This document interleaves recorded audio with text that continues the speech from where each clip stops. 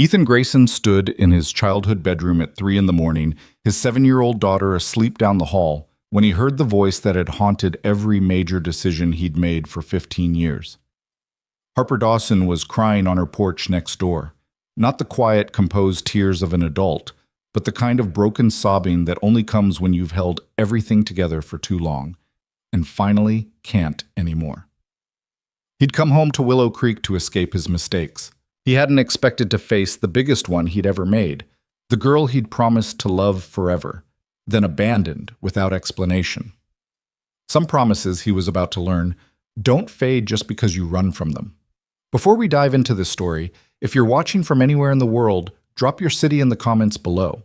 I want to see how far this story travels. And if you're ready for a tale about second chances, broken promises, and what it really means to come home, hit that like button and stay with me until the end. You won't regret it. The headlights cut through darkness, thick as regret, as Ethan's Ford F-150 rolled past the faded green sign. Welcome to Willow Creek, Nebraska. Population 3,247. Someone had spray-painted a correction beneath it, 3,189. Even the town's population was shrinking, running away just like he had. Ethan's hands tightened on the steering wheel. 15 years. 15 years since he'd sworn he'd never come back to this place. Never let the slow suffocation of small-town life wrap around his throat again. And here he was, 32 years old, divorced, and driving back with everything he owned crammed in the truck bed and his daughter sleeping in the back seat. "Daddy?" Mia's voice was thick with sleep. "Are we there?" "Almost, sweetheart. Go back to sleep." But she was already sitting up, her 7-year-old face pressed against the window, watching the familiar, unfamiliar landscape slide past. Main Street was exactly as he remembered. The same brick storefronts, the same diner with the flickering neon sign, the same hardware store his father had taken him to every Saturday morning. The sameness of it all should have been comforting. Instead, it felt like walking into a tomb he'd sealed himself. The house appeared around the bend, and something in Ethan's chest cracked open. His childhood home looked smaller, more tired. The white paint was peeling, the porch sagged slightly on the left side, and the oak tree in the front yard had grown massive, its branches now scraping the roof with every wind. But it was standing, waiting, just like he'd asked his brother to keep it. "Is this where you grew up?" Mia asked, wonder creeping into her voice. "Yeah, baby, this is home." The word tasted strange in his mouth. Home. He'd spent 15 years in Chicago convinced that this wasn't home, that home was whatever he could build with ambition and distance and enough money to prove he'd made something of himself. That home was the corner office, the downtown loft, the business cards that said senior financial analyst. He'd been so wrong it was almost funny. Almost. They unloaded in silence, Mia carrying her stuffed rabbit while Ethan hauled boxes through the front door. The house smelled like dust and memories.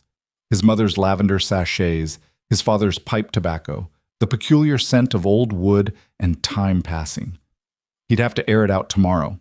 Tonight, he just needed to get Mia to bed and convince himself this decision wasn't another in a long line of catastrophic mistakes. "Can I pick my room?" Mia asked, already halfway up the stairs. "Sure thing, just not the master. That's mine." Her footsteps thundered overhead, and Ethan stood in the living room surrounded by boxes and the ghosts of who he used to be. The couch was still here, covered in a sheet. His mother's quilts were probably still in the closet. His high school trophies were probably still gathering dust in his old bedroom. And next door, just 30 feet away through the darkness, Harper Dawson was probably asleep in the same house she'd grown up in, having never left, having never run like he had. He pushed the thought away and focused on making Mia's bed. It was 3:17 in the morning when the crying woke him.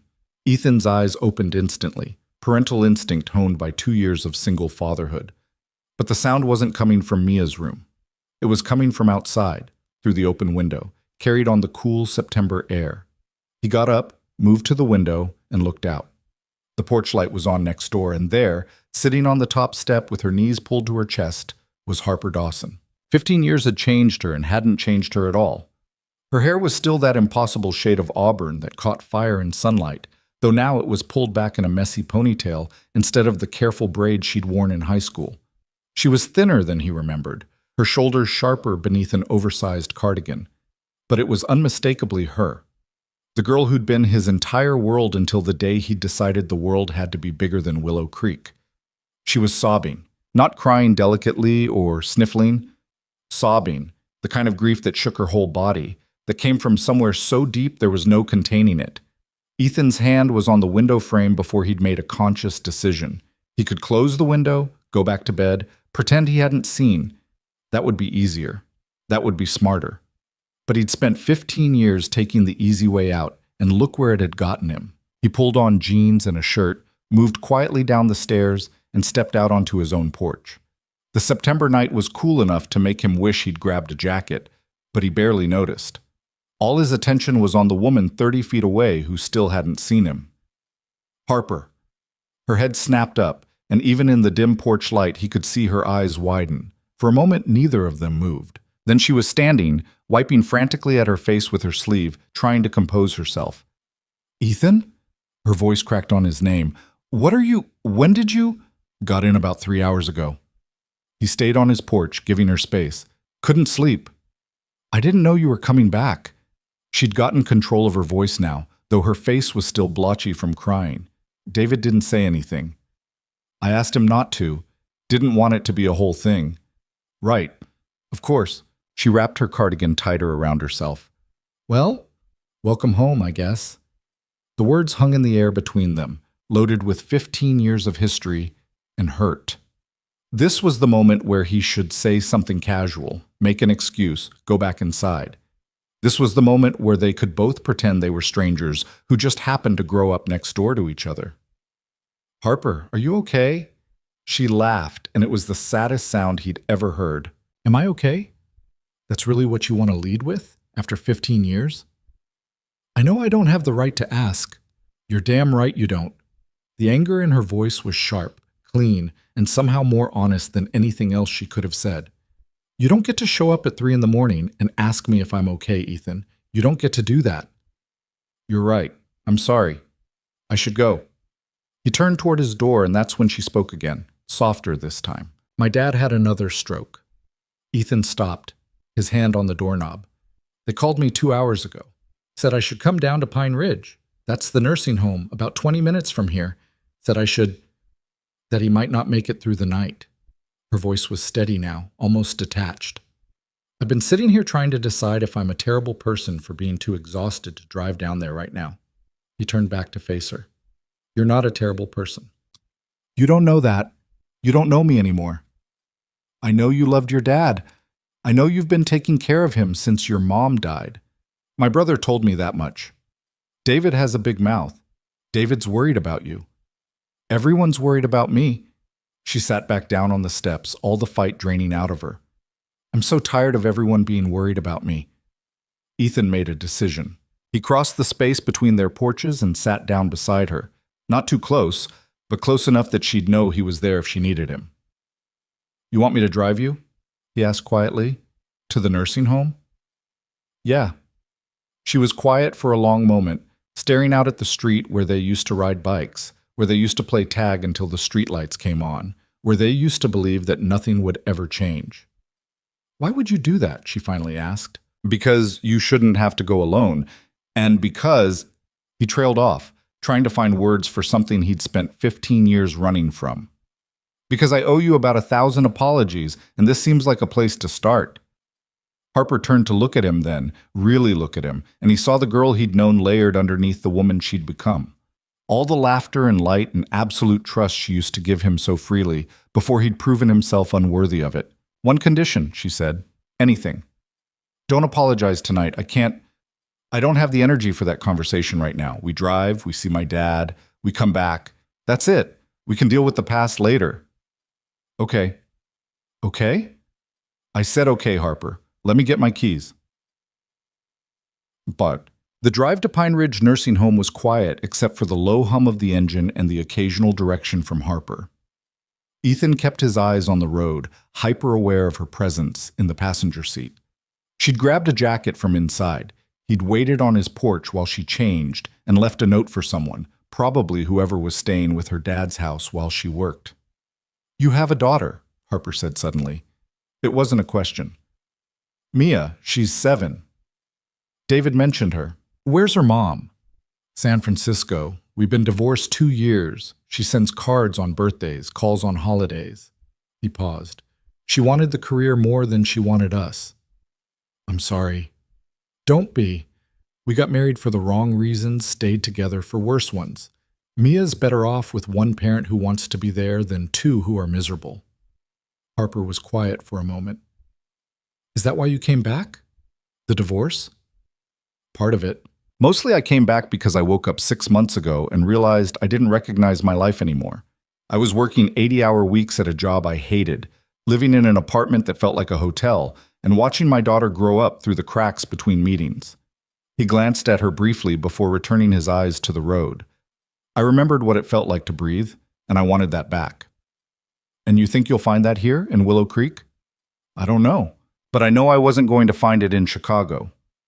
She directed him to turn left, and the nursing home appeared, a long, low building trying desperately to look cheerful with its flower beds and freshly painted trim. At 3:45 in the morning, it just looked tired. They parked, and Harper sat for a moment with her hand on the door handle. He won't know me, she said quietly. Most days now he doesn't know me. Sometimes he thinks I'm my mom. Sometimes he thinks I'm a nurse. Sometimes he gets scared and angry because there's a stranger in his room. And sometimes he has a moment of clarity. 5 minutes where he's fully himself, where he remembers everything, where he looks at me and says my name the way he used to. She took a shaky breath. Those 5 minutes are the hardest, because I know they're ending and there's nothing I can do to hold on to them. Ethan reached across the center console and took her hand. She stiffened for a second, then relaxed, letting him hold it. You don't have to go in alone, he said. You don't have to do this, Ethan. You just got back. You don't owe me. This isn't about debt. This is about... He stopped, trying to find the right words. This is about the fact that you're hurting, and I'm here, and maybe that's enough reason. She looked down at their joined hands, and he saw tears slip down her cheeks again. I don't know if I can do this, she whispered. Yes, you can, but you don't have to do it alone. They sat like that for another minute, Harper gathering her courage and Ethan holding her hand like he should have done 15 years ago. Then she took a deep breath, squeezed his hand once, and opened her door. The nursing home lobby was too bright and too quiet, fluorescent lights humming overhead while a tired-looking nurse sat behind the desk. She looked up when they entered, recognition flickering across her face when she saw Harper. Ms. Dawson, I'm glad you came. He's been asking for you. Harper's step faltered. He's lucid? For the last 20 minutes. Dr. Morrison says it's common before it... She stopped herself. He's in his room. They walked down the hallway, past doors with names and construction paper decorations, past the medicine cart and the staff break room, until they reached the room at the end, Thomas Dawson. Harper paused outside the door, her hand trembling as she reached for the handle. I'm right here, Ethan said softly. She nodded, took another breath, and pushed open the door. The man in the bed looked smaller than Ethan remembered. Thomas Dawson had been a force of nature, the kind of man who could fix anything, who'd coached Little League and volunteered at the fire department and had a laugh that could fill a room. Now he looked fragile, his skin paper-thin, his breathing shallow, but his eyes were clear when they opened and found Harper. There's my girl, he said, his voice rough but warm. I was wondering when you'd get here. Hi, Dad. Harper moved to the bedside, taking his hand carefully. How are you feeling? Oh, can't complain. Well, I could, but what's the point? His eyes shifted to Ethan, and something sparked in them. Ethan Grayson, is that you, son? Yes, sir. It's good to see you. Good to see me? I look like death warmed over, and we both know it. But he was smiling. Heard you were off conquering the world. What brings you back to our little corner of nowhere? Figured it was time to come home. And about damn time, too. Thomas's eyes moved between them, something knowing in his expression. Harper never did give up on you, Told her she should, but she's stubborn like her mother. Dad, Harper's voice was tight. Don't dad me. I'm dying, which means I get to say whatever the hell I want. He coughed, a wet, rattling sound, and Harper reached for the water cup. He waved her off. I'm fine. Listen, both of you. I don't know how much time I've got left. Could be hours, could be days, but I need to say something. You should rest, Harper said, but her father shook his head. I've got plenty of time to rest soon enough. Right now, I need to tell you something I should have said years ago. He looked at Ethan. I was angry when you left. Angry at you for breaking her heart, angry at Harper for not seeing it coming, angry at the whole damn situation. But I understand now. You were a kid, scared of getting trapped in the same life your parents had. Can't fault a person for wanting more.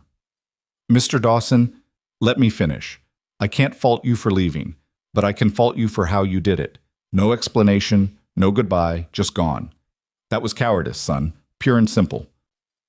The words hit Ethan like a physical blow, all the more painful because they were true. You're right, he said quietly. It was. Well, at least you can admit it. Thomas squeezed Harper's hand. But here's the thing about my daughter. She's got a bigger heart than is probably good for her. She'll forgive you if you give her a reason to. Question is, are you back because you're running away from something or because you're running towards something? I don't know yet, Ethan said honestly. Maybe both. Fair enough. At least you're honest about it. Another cough, weaker this time. Harper, honey, there's something I need to tell you about the house. Dad, we don't need to talk about this now, though, yes, we do. The mortgage is paid off, has been for 5 years. Your mother's life insurance took care of that. But there are property taxes, maintenance costs. I've got some savings, and there's a safety deposit box at First National with important papers. The key is in my nightstand at home in the wooden box your mother gave me. Okay, Dad, I'll find it. And there's something else in that box. Something I've been keeping for you. His eyes grew distant, a small smile playing on his lips. Your mother made me promise to give it to you when the time was right. I think now's the time. What is it? You'll see. It's... He trailed off, his eyes losing focus. Margaret, is that you? Harper's hand tightened on his. No, Dad. It's Harper. It's me. But he was already slipping away, back into the confusion, his moment of clarity fading like morning mist. He looked at Harper with frightened eyes, not recognizing her, and something in her face broke that made Ethan's chest ache. Who are you? Thomas asked, his voice rising with panic. Where's Margaret? I want Margaret. A nurse appeared in the doorway, her expression sympathetic. Maybe we should let him rest. Harper stood slowly, her hand slipping from her father's. I'll come back tomorrow, Dad. I promise. But Thomas was agitated now, trying to sit up, calling for his wife who'd been dead for 8 years.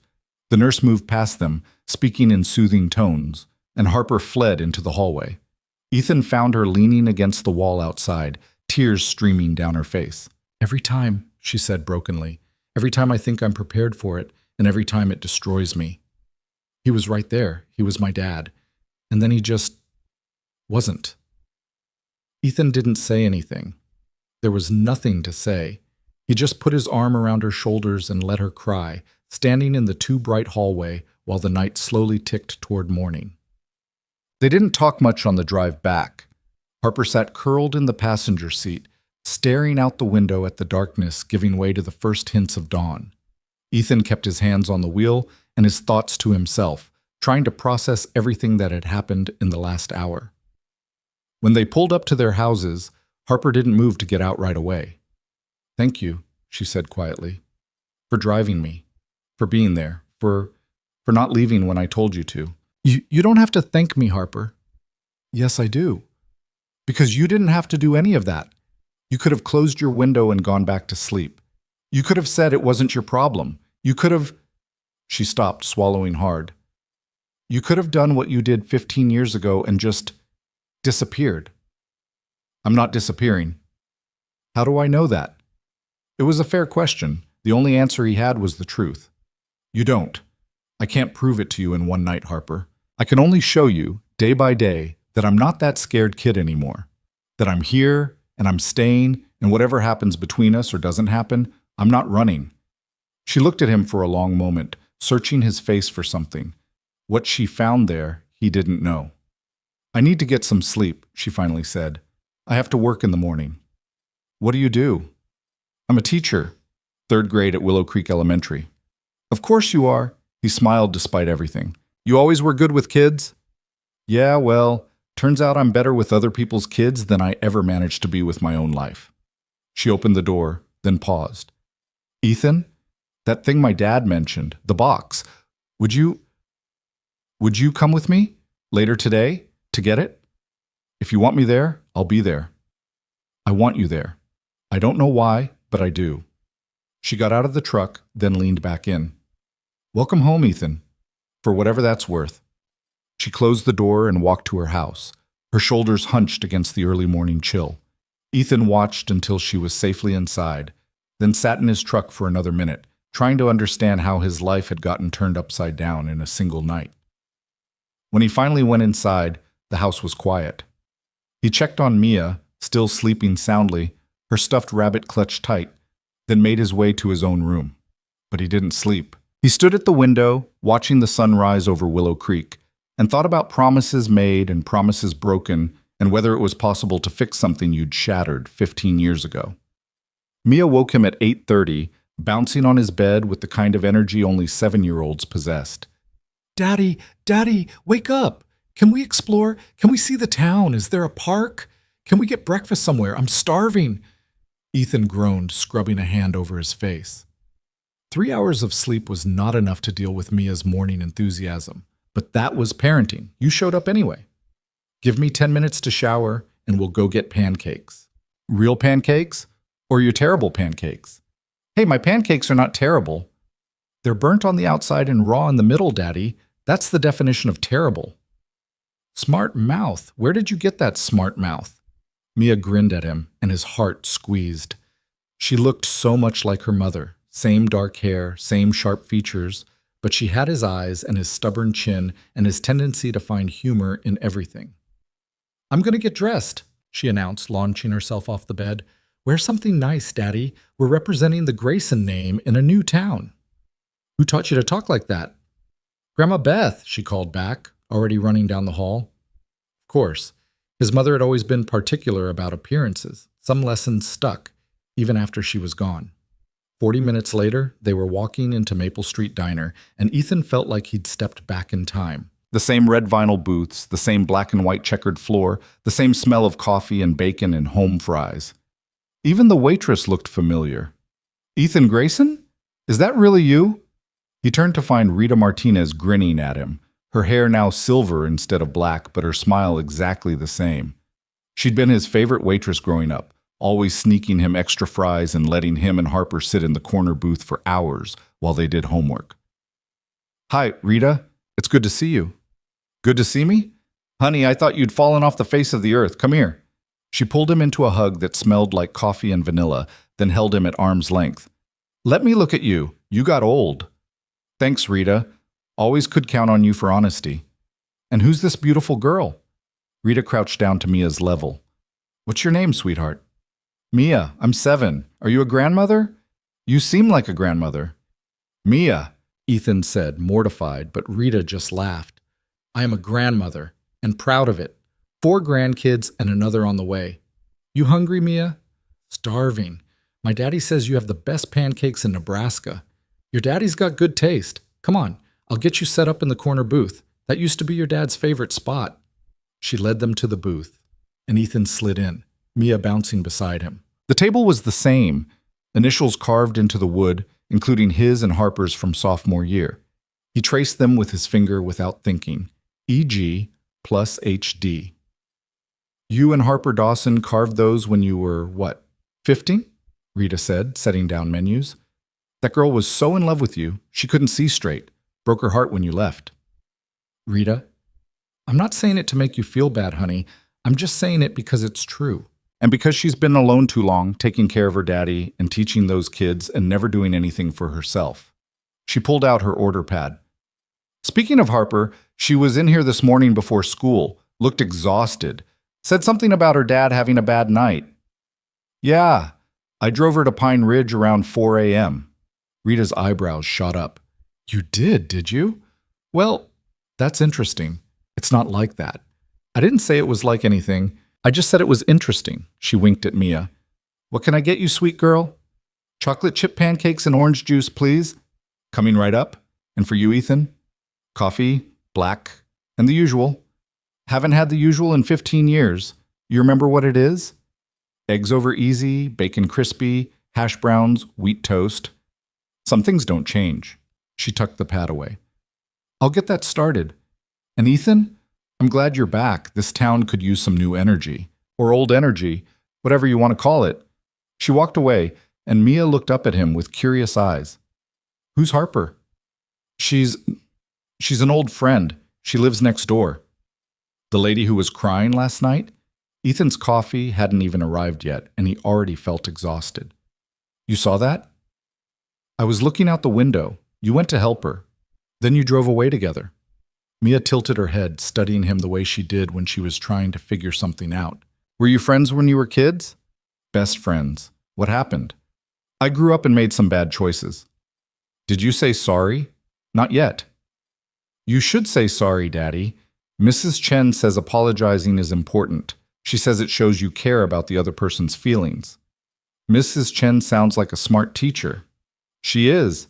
She has a fish named Sir Bubbles, and we take turns feeding him. Mia swung her legs under the booth. Can I meet Harper? Maybe, if she wants to meet you. Why wouldn't she want to meet me? I'm very nice. You are very nice, the nicest. But sometimes grown-ups have complicated feelings about things. That's dumb. Feelings aren't supposed to be complicated. You're either happy or sad or mad or scared. Mrs. Chen taught us that. When you're older, you'll understand that sometimes you can be all of those things at once. Mia wrinkled her nose. That sounds terrible. It is, kiddo. It really is. Rita brought their food, and they ate while Mia chattered about her old school and her friends and whether there would be kids her age in Willow Creek. Ethan listened and responded and tried not to think about Harper, which was impossible because every memory in this diner included her. They were finishing up when the bell above the door chimed and Harper walked in. She looked better than she had at 4 a.m., showered, her hair pulled back, wearing jeans and a blue sweater that matched her eyes. But there were dark circles under those eyes, and she moved with the careful deliberateness of someone running on fumes and caffeine. Their eyes met across the diner, and for a moment, neither of them moved. Then Rita was there, pulling Harper into the same kind of hug she'd given Ethan. Honey, you look exhausted. Did you sleep at all? A couple hours.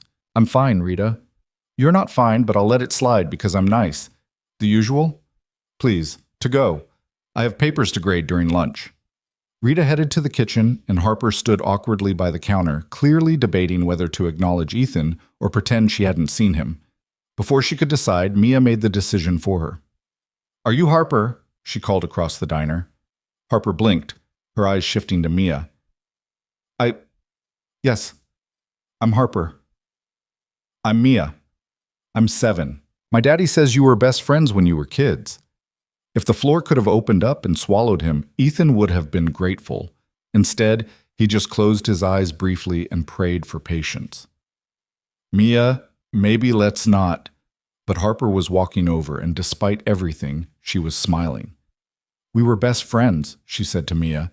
Your dad and I got into all kinds of trouble together. What kind of trouble? Well, one time we tried to build a treehouse in the oak between our houses. We got about 6 feet up before the whole thing collapsed, and your dad broke his arm. Daddy, you didn't tell me you broke your arm. It was a hairline fracture, barely counts. He cried, Harper said conspiratorially to Mia. The whole way to the hospital. I was 10. Still cried. Harper's smile was real now, reaching her tired eyes, and Ethan felt something shift in his chest. This was the Harper he remembered. Quick wit, sharp tongue, and a laugh that could make everything feel okay. Do you want to sit with us? Mia asked. We're almost done, but you could sit down while you wait for your food. Daddy says standing up when you're tired makes you more tired. Harper glanced at Ethan, a question in her eyes. He shrugged, trying to look casual even though his heart was hammering. If you want, he said. No pressure. She slid into the booth across from them, and Mia immediately launched into questions about teaching in 3rd grade and whether Harper knew any good games. Harper answered patiently, and Ethan watched the two of them, something warm and terrifying growing in his chest. This was dangerous. This feeling of rightness, of pieces falling into place. This was how you got hurt. Rita brought Harper's coffee, shooting Ethan a look that clearly said, "I told you so," even though she hadn't told him anything. When she brought Harper's order, a bagel with cream cheese and fruit salad, Harper didn't take it to go. She stayed, talking to Mia, occasionally glancing at Ethan with an expression he couldn't quite read. Eventually, Mia excused herself to the bathroom, and suddenly it was just the two of them, sitting across from each other in a booth they'd claimed 1,000 times before. "She's great," Harper said quietly.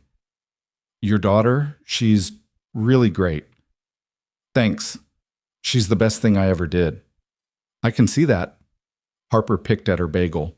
"About earlier, the box. My dad mentioned, I remember. When do you want to go get it? School gets out at 3:30. Could you meet me at my house around 4? I'll be there. And maybe bring Mia, if she wants to come. I have a feeling my dad would have liked her." The use of past tense, would have, hung in the air between them. They both knew Thomas Dawson wasn't coming back from this, that whatever time he had left would be measured in days, not weeks. "I'll bring her," Ethan said. "We'll both be there." Harper nodded, draining her coffee and standing up. "I should go. Papers to grade, lesson plans to write. The exciting life of an elementary school teacher." "Harper," she paused, looking down at him. "Last night, this morning. Thank you for letting me be there." "You drove me, Ethan. I should be thanking you." "You know what I mean." She was quiet for a moment, her fingers tight on her to-go bag. "Yeah, I know what you mean." She took a breath. "I'll see you at 4. She left before he could respond, the bell chiming as the door closed behind her. Mia returned a moment later, sliding back into the booth. "I like her," she announced. "She's nice and she's pretty." "Don't you think she's pretty, Daddy?" "Mia, Mrs. Chen says it's okay to notice when people are pretty. It's a compliment." "Mrs. Chen says a lot of things. That's because Mrs. Chen is smart." Mia took the last bite of her pancakes. "Are we going to see Harper later?" "Yeah, kiddo, we're going to see her later." "Good." Mia smiled, syrup on her chin. "I think you should be friends again. You look happy when you talk to her." Ethan paid the bill, leaving Rita a generous tip, and led Mia out into the bright September morning. As they walked back toward home, Mia chattering about everything and nothing, he thought about what she'd said. "You look happy when you talk to her." Maybe he did. Maybe that was the most terrifying thing of all. The day passed in unpacking and settling in. Ethan got Mia registered for school, she'd start Monday, and made arrangements to meet with her new teacher. He called his brother David to let him know they'd arrived safely. He avoided calling his ex-wife because that conversation could wait another day. At 3:45, he and Mia walked next door. Harper's house looked like it had been frozen in time. The porch still had the same swing where he and Harper had spent countless summer evenings. The garden still had her mother's rose bushes, though they looked like they needed attention. The screen door still creaked in exactly the same way. Harper answered before he could knock, like she'd been waiting. "Hi, come in." The inside of the house was neat but lived in, photos covering every surface. Mia gravitated immediately to a picture of younger Harper with her parents, all three of them laughing at something outside the frame. "Is this your mom and dad?" Mia asked. "Yeah, that was taken about 10 years ago before my mom got sick. She's pretty. You look like her." "Thank you, sweetheart." Harper's voice was soft. "That's a very kind thing to say." She led them upstairs down a familiar hallway to her father's room. It looked exactly like Ethan remembered. The same heavy oak furniture, the same faded quilt on the bed, the same smell of Old Spice and leather. Harper went to the nightstand and opened the drawer, pulling out a carved wooden box. Her hands trembled slightly as she set it on the bed. "My mom gave this to Dad on their first anniversary," she said.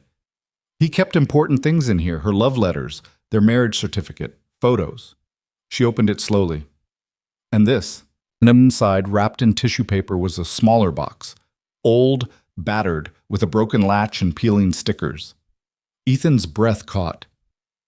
"Is that our promise box? From when we were kids?" Harper lifted it carefully, like it might disintegrate. "I thought it was gone. I thought it got thrown out years ago when we cleaned the attic." "What's a promise box?" Mia asked, moving closer. Harper sat on the bed, the box in her lap. When your dad and I were 8 years old, we made a promise to each other. We wrote it down on paper, put it in this box along with some other things, and buried it in my backyard.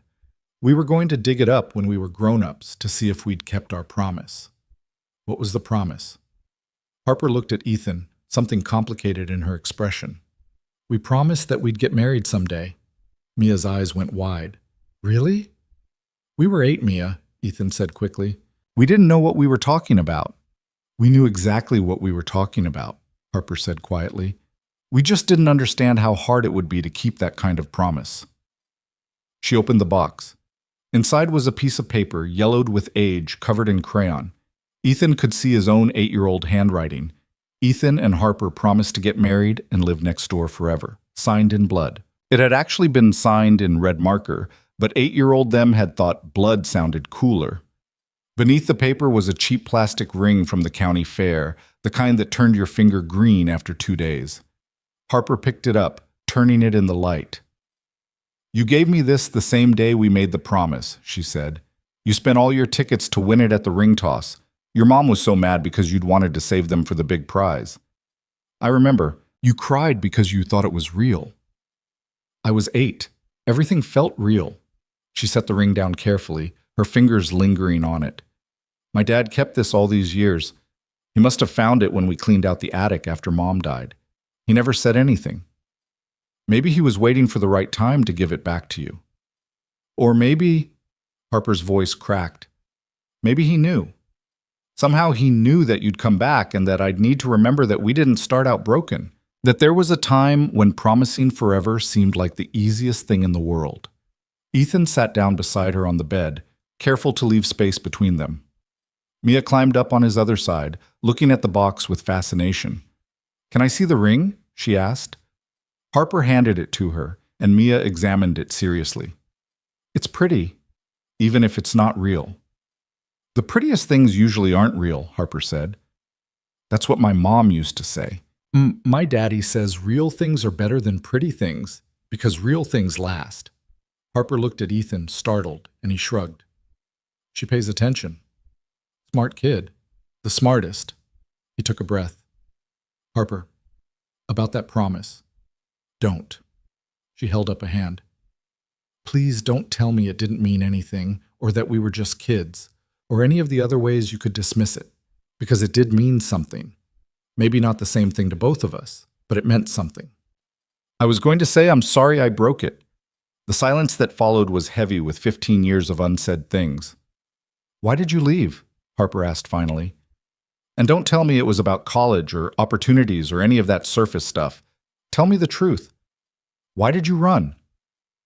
Ethan glanced at Mia, who was still examining the ring, pretending not to listen, but absolutely listening. This wasn't a conversation to have in front of his daughter, but maybe it needed to be heard anyway. Maybe Mia needed to learn that people made mistakes, and that acknowledging them was the first step toward fixing them. I was scared, he said simply. Terrified, actually. I looked at my parents, my dad working at the plant for 30 years, my mom teaching piano lessons out of our living room, both of them happy but stuck. And I panicked.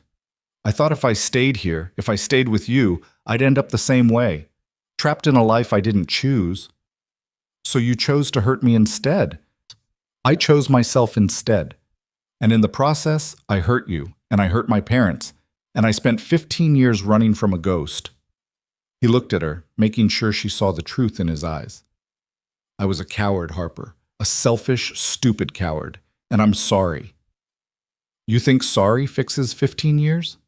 No, I think sorry is just the beginning of trying to fix 15 years. If you'll let me. Harper stood abruptly, the box clutched to her chest. I don't know if I can do this. I don't know if I can open myself up to you again, knowing that you might run. That when things get hard or scary or too real, you might just disappear. I'm not going anywhere. You say that now. But what about in 6 months, a year? What happens when Willow Creek starts feeling too small again?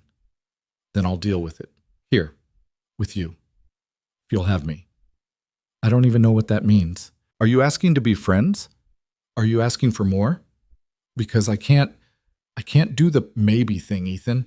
I need to know what you want. He stood, too, closing the distance between them until he was close enough to see the gold flecks in her blue eyes. I want the chance to prove I'm not that kid anymore. I want to be your friend, if that's all you can give me. And if someday you can give me more, I want that too. But mostly, Harper, I want you to know that I see you, really see you. And whatever happens between us, I'm not leaving. Not this town, and not you. Not again. She stared at him for a long moment, searching for something. Then she looked down at Mia, who had put the plastic ring on her thumb and was holding it up to the light. You should keep this, Harper said to Mia, her voice gentle. Your dad gave it to me a long time ago, but I think it belongs to someone who still believes in promises. Really? Mia's face lit up. I can keep it? Really? Just take care of it, okay? It's special. I will. I'll put it in my treasure box with my other important things. Mia hugged Harper spontaneously, and Harper's arms came around her, something in her face softening. When Mia let go, Harper looked at Ethan again. I need time to think about all of this, to figure out what I want. Take all the time you need. But She stopped, swallowed. I'm glad you came back. Even if I don't know what to do with you now that you're here, I'm glad you came back. Me too. They stood like that for another moment, the promise box between them, before Mia tugged on Ethan's hand. Daddy, I'm hungry. Can we have dinner? Yeah, kiddo, let's go home. At the door, Harper stopped them one more time. Ethan, tomorrow morning. My dad, would you come with me again to see him? Of course. Thank you. They walked home through the gathering dusk, Mia chattering about the promise box and the ring and how romantic it was. Ethan half listened, his mind still back in Thomas Dawson's bedroom, still holding the weight of Harper's question. What do you want? He wanted to be the man he should have been 15 years ago. He wanted to fix what he'd broken. He wanted to deserve the second chance he was being offered. But mostly, he wanted Harper to look at him without the shadow of old hurt in her eyes, without the fear that he'd run again. He'd spent 15 years running from this place, from these feelings, from the terrifying possibility of being truly known. It was time to stop running. It was time to stay. The next 2 weeks fell into a rhythm that felt both foreign and achingly familiar. Ethan would wake early, make Mia breakfast, walk her to school, then spend his mornings doing the work he'd brought with him, freelance financial consulting that let him set his own hours. Around noon, he'd take a break, and more often than not, he'd find Harper on her porch with papers to grade or a book she was pretending to read. They'd talk, sometimes about nothing, the weather, the town gossip Rita had shared at the diner, whether the hardware store still sold the good paint. Sometimes about everything, their parents, their regrets, the different people they'd become in the years apart. They didn't talk about the promise box. That sat like a third presence between them, acknowledged but unexamined. Every other day, Ethan drove Harper to Pine Ridge to see her father. Thomas had good days and bad days, though the good days were becoming fewer and farther between. On the good days, he'd recognize Harper, ask about her students, tell the same stories he'd told 100 times before.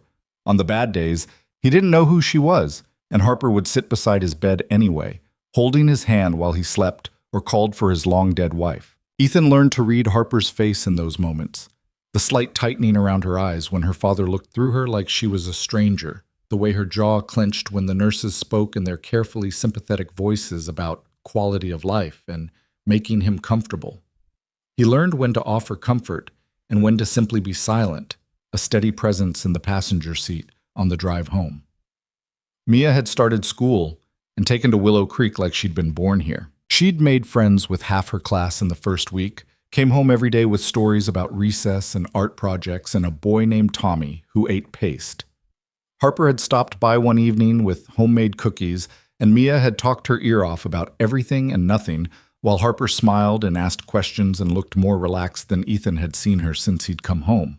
It was dangerous how easy it was to slip back into each other's lives, how natural it felt to see Harper's kitchen light on late at night and know she was up grading papers, how right it felt when she knocked on his door Sunday morning and asked if he and Mia wanted to come to the farmer's market. They were becoming friends again. Or maybe they were becoming something else. Ethan couldn't tell, and he was afraid to push, afraid to ask for more than Harper was willing to give. Then came the call that changed everything. It was a Tuesday morning, just after 10. Ethan was on a video conference with a client in Denver when his phone started buzzing insistently. He ignored it the first time. The second time, he glanced down and saw the name on the screen. Marcus Chen, his former boss, the man he'd worked under for 8 years at Morrison and Associates. Ethan's stomach dropped. He finished the conference call, sat staring at his phone for a solid minute, then called Marcus back. "Ethan, finally! I've been trying to reach you for 3 days." "I've been busy, Marcus. What's going on?" "What's going on is that Morrison is bleeding money on the Kellerman account, and we need someone who actually knows what they're doing to fix it. I recommended you." "I don't work there anymore." "I know that. That's why this is a contract position. 6 months, maybe less if you work fast. Full benefits, double your old salary, and you can work remote. We'll set you up with everything you need: laptop, secure access, the works. You just need to come into Chicago once a month for meetings." "Marcus, I appreciate the offer, but I'm not interested." There was a pause on the other end. "Not interested? Ethan, do you understand what I'm offering you? This is $250,000 for 6 months of work. Maybe less. You could set yourself up, save for Mia's college, actually have some financial security." "I have financial security." "You have freelance work that could dry up tomorrow. This is guaranteed money, guaranteed timeline. And honestly, the team needs you. Simmons is drowning, Patterson doesn't know his ass from his elbow, and the client is threatening to walk if we don't turn things around." Ethan pinched the bridge of his nose. "Why me, Marcus? You have a whole department of analysts." "Because you're the best, and you know it. You see patterns other people miss. You think 3 steps ahead. And because the Kellerman account was yours originally, you know the systems, you know the players. You could fix this in your sleep. I left Chicago for a reason, and I respect that. This isn't about coming back. It's about using your skills for a massive payday while staying exactly where you are.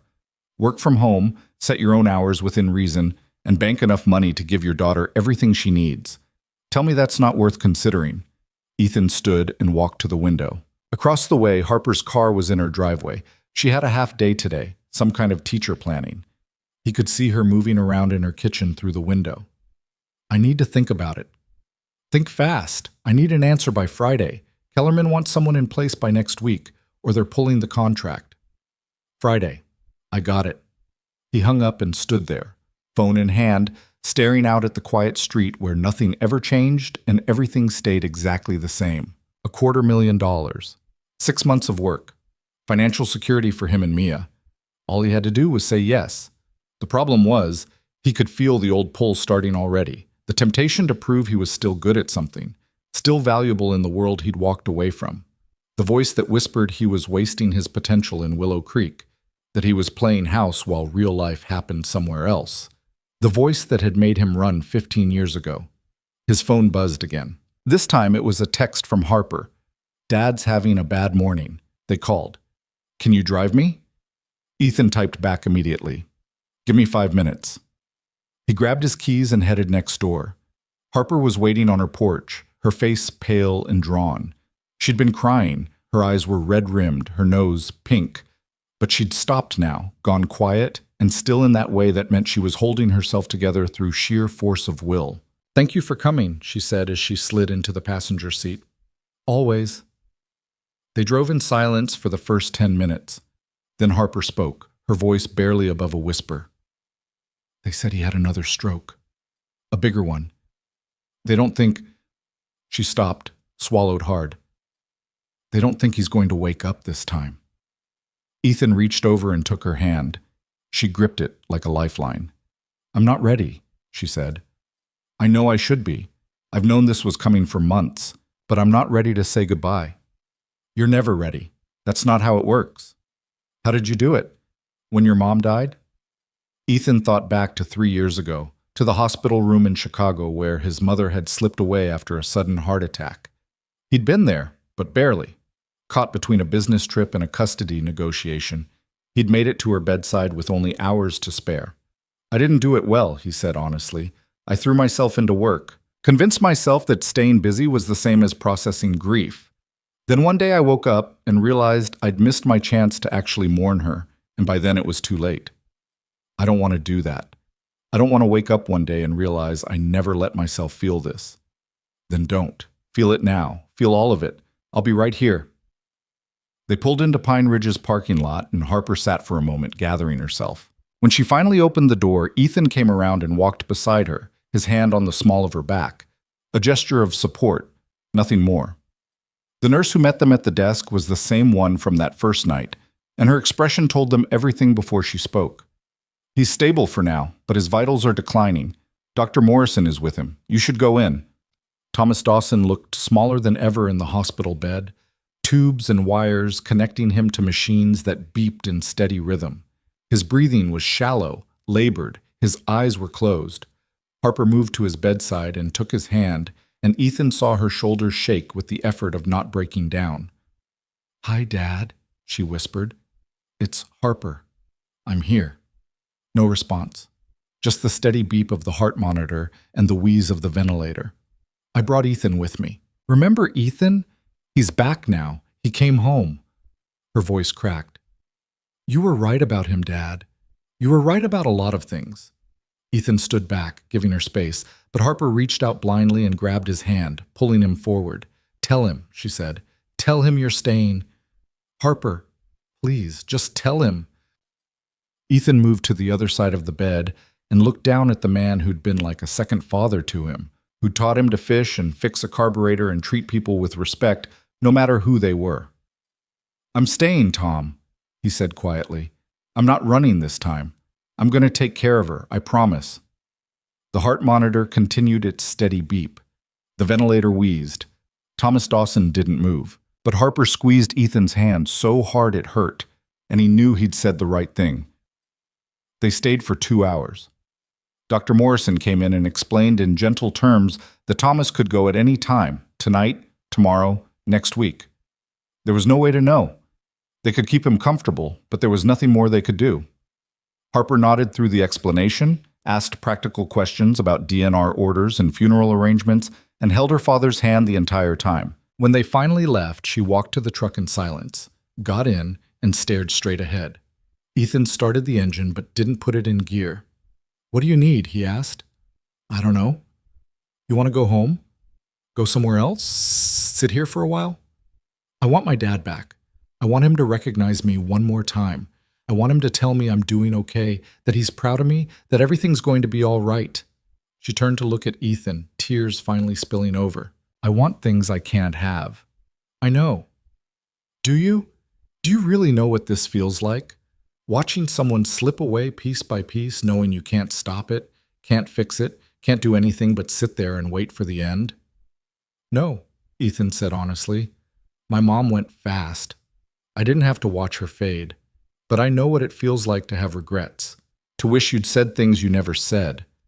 And I know that you don't have those regrets, Harper. Your dad knew you loved him. He knew you were there.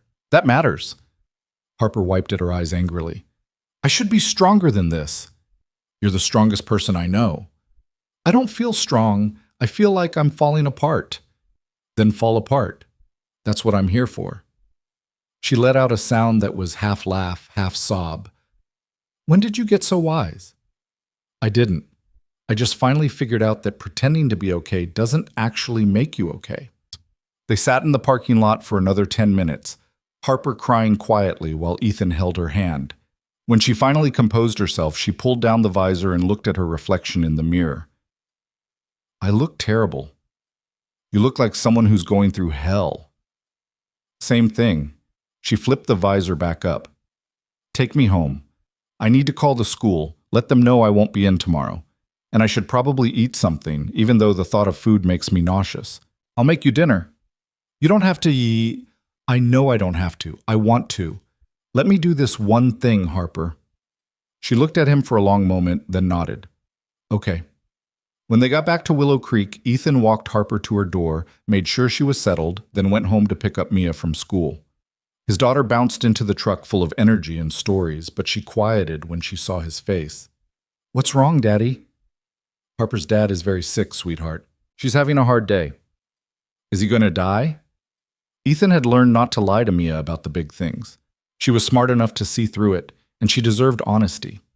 "Probably soon, yeah." "That's sad. Harper must be really sad." "She is." "Can we do something nice for her? Mrs. Chen says when people are sad, we should do nice things to help them feel better. What did you have in mind?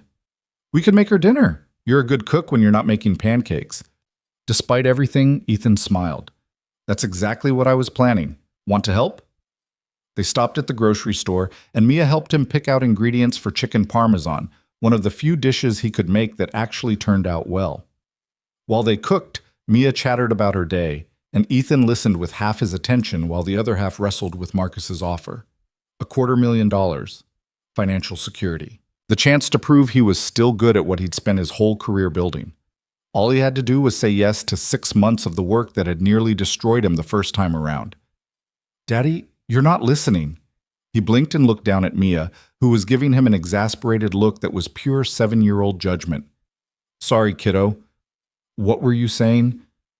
I asked if Harper has any kids of her own. No, she doesn't. Why not? Some people don't have kids. That's okay. But she'd be a good mom. She's nice, and she's pretty, and she knows how to talk to kids without being weird about it. You've given this a lot of thought.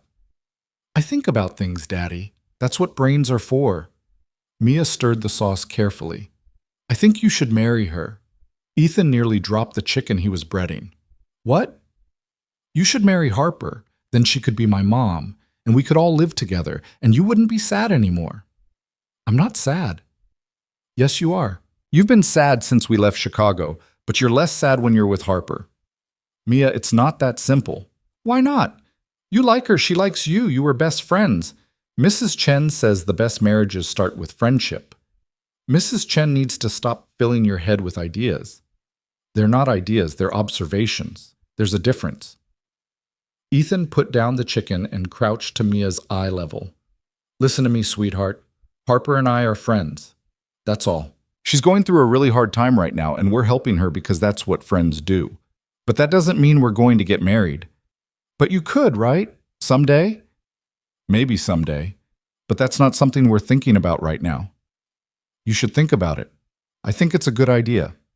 She went back to stirring the sauce, and Ethan stood up, wondering when his 7-year-old had gotten so perceptive. When dinner was ready, they carried it over to Harper's house. She answered the door looking exhausted but grateful, her eyes brightening when she saw Mia. We made you dinner, Mia announced. Daddy's chicken parmesan. It's actually good, I promise. Not like his pancakes. My pancakes are fine, Ethan protested. They're really not, Harper said, and for the first time that day, she smiled. Come in, I'll set the table. They ate together in Harper's kitchen, Mia keeping up a steady stream of conversation that filled the heavy silence. Harper picked at her food but managed to eat half of what Ethan had served her, which he counted as a victory. After dinner, Mia asked if she could watch TV, and Harper pointed her to the living room. When she was gone, Harper looked at Ethan across the kitchen table. Thank you. For today. For all of this. I don't know how I would have gotten through it without you. You would have managed. You always do. Maybe, but it would have been a lot harder. She traced the rim of her water glass with one finger. Can I ask you something? Anything. When you said you weren't leaving, when you promised my dad you'd take care of me, did you mean it? Ethan's heart kicked against his ribs. This was it. This was the moment where he could tell her about Marcus's call, about the job offer, about the money that could change everything. This was the moment to be honest. But Harper's eyes were red from crying, her shoulders slumped with exhaustion, and she'd just spent 2 hours watching her father dying by degrees. She didn't need more uncertainty right now. I meant it, he said, even if staying here means giving up opportunities somewhere else. What kind of opportunities? I don't know. Career things, money things, whatever it is that people give up when they choose small-town life over everything else. She was giving him an out, a chance to admit that Willow Creek might not be enough, that he might need more than what this place could offer. He should take it. He should tell her about the offer, about the temptation, about his uncertainty. Instead, he reached across the table and took her hand. I'm exactly where I want to be, Harper. Here. With you. With Mia. In this town that I spent 15 years convincing myself I'd outgrown. He squeezed her hand gently. I'm done running from the life I actually want because I'm scared it won't be impressive enough. And what life do you want? I'm still figuring that out, but I know it starts here. Harper's eyes filled with tears again, but this time they looked different, softer. You can't say things like that to me, Ethan. Not when I'm this vulnerable. It's not fair. What's not fair? Making me hope.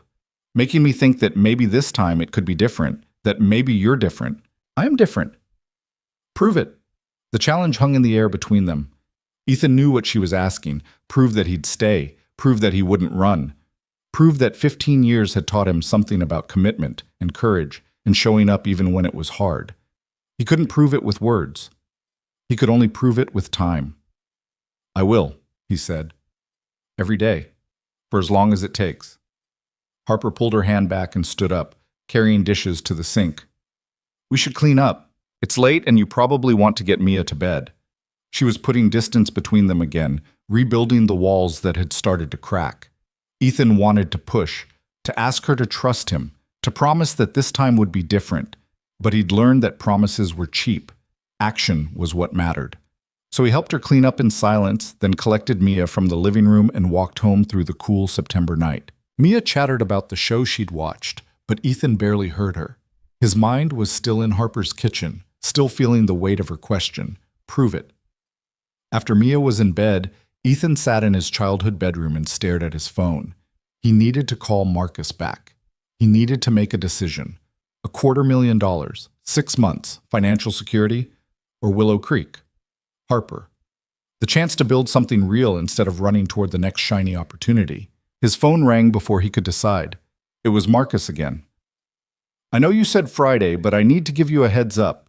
Kellerman's getting antsy. If you're in, they want a commitment tonight. If you're not, they're moving on to their second choice. Tonight? Marcus, that's not reasonable. I know, but this is a big contract, and they're within their rights to want certainty. So I need to know, are you in or are you out? Ethan stood and walked to the window. Harper's light was still on. He could see her shadow moving behind the curtains, probably grading papers, probably trying not to think about her father dying 20 miles away. Can you give me an hour? He asked. 1 hour, that's all I've got. Marcus hung up, and Ethan stood there, phone in hand, trying to figure out what the hell he was supposed to do. The smart choice was obvious. Take the money, set up Mia's future. Prove to himself and everyone else that he was still valuable, still capable, still more than a washed-up analyst hiding in his hometown. But the smart choice had led him to a divorce, a daughter who barely knew him, and a life that felt like slow suffocation. The other choice, staying here, staying with Harper, building something small and real and terrifying in its simplicity, that was the hard choice. Ethan Grayson had spent his entire adult life taking the smart choice. Maybe it was time to take the hard one instead. He dialed Marcus's number. His former boss picked up on the first ring. That was fast. You in? I'm out. Silence on the other end. Then, you're turning down $250,000? Yeah. Can I ask why? Because I just got my life back, Marcus, and I'm not giving it up for 6 months and a paycheck. This could set you up for years, Ethan. You could write your own ticket after this. I know, but I'm done writing tickets to places I don't actually want to go. Marcus sighed. You're making a mistake. Maybe, but it's my mistake to make. All right, your call. Good luck, Ethan. Thanks, Marcus. You too. He hung up and stood there, waiting to feel regret or panic or the certainty that he'd just made the biggest mistake of his life. Instead, he felt lighter, like he'd been carrying something heavy and had finally set it down. His phone buzzed. A text from Harper. Are you awake? He texted back. Yeah, what's wrong? Can you come over? I don't want to be alone. Ethan grabbed his jacket and headed next door. Harper was on her porch, wrapped in a blanket, staring up at the stars. She didn't look at him when he sat down beside her.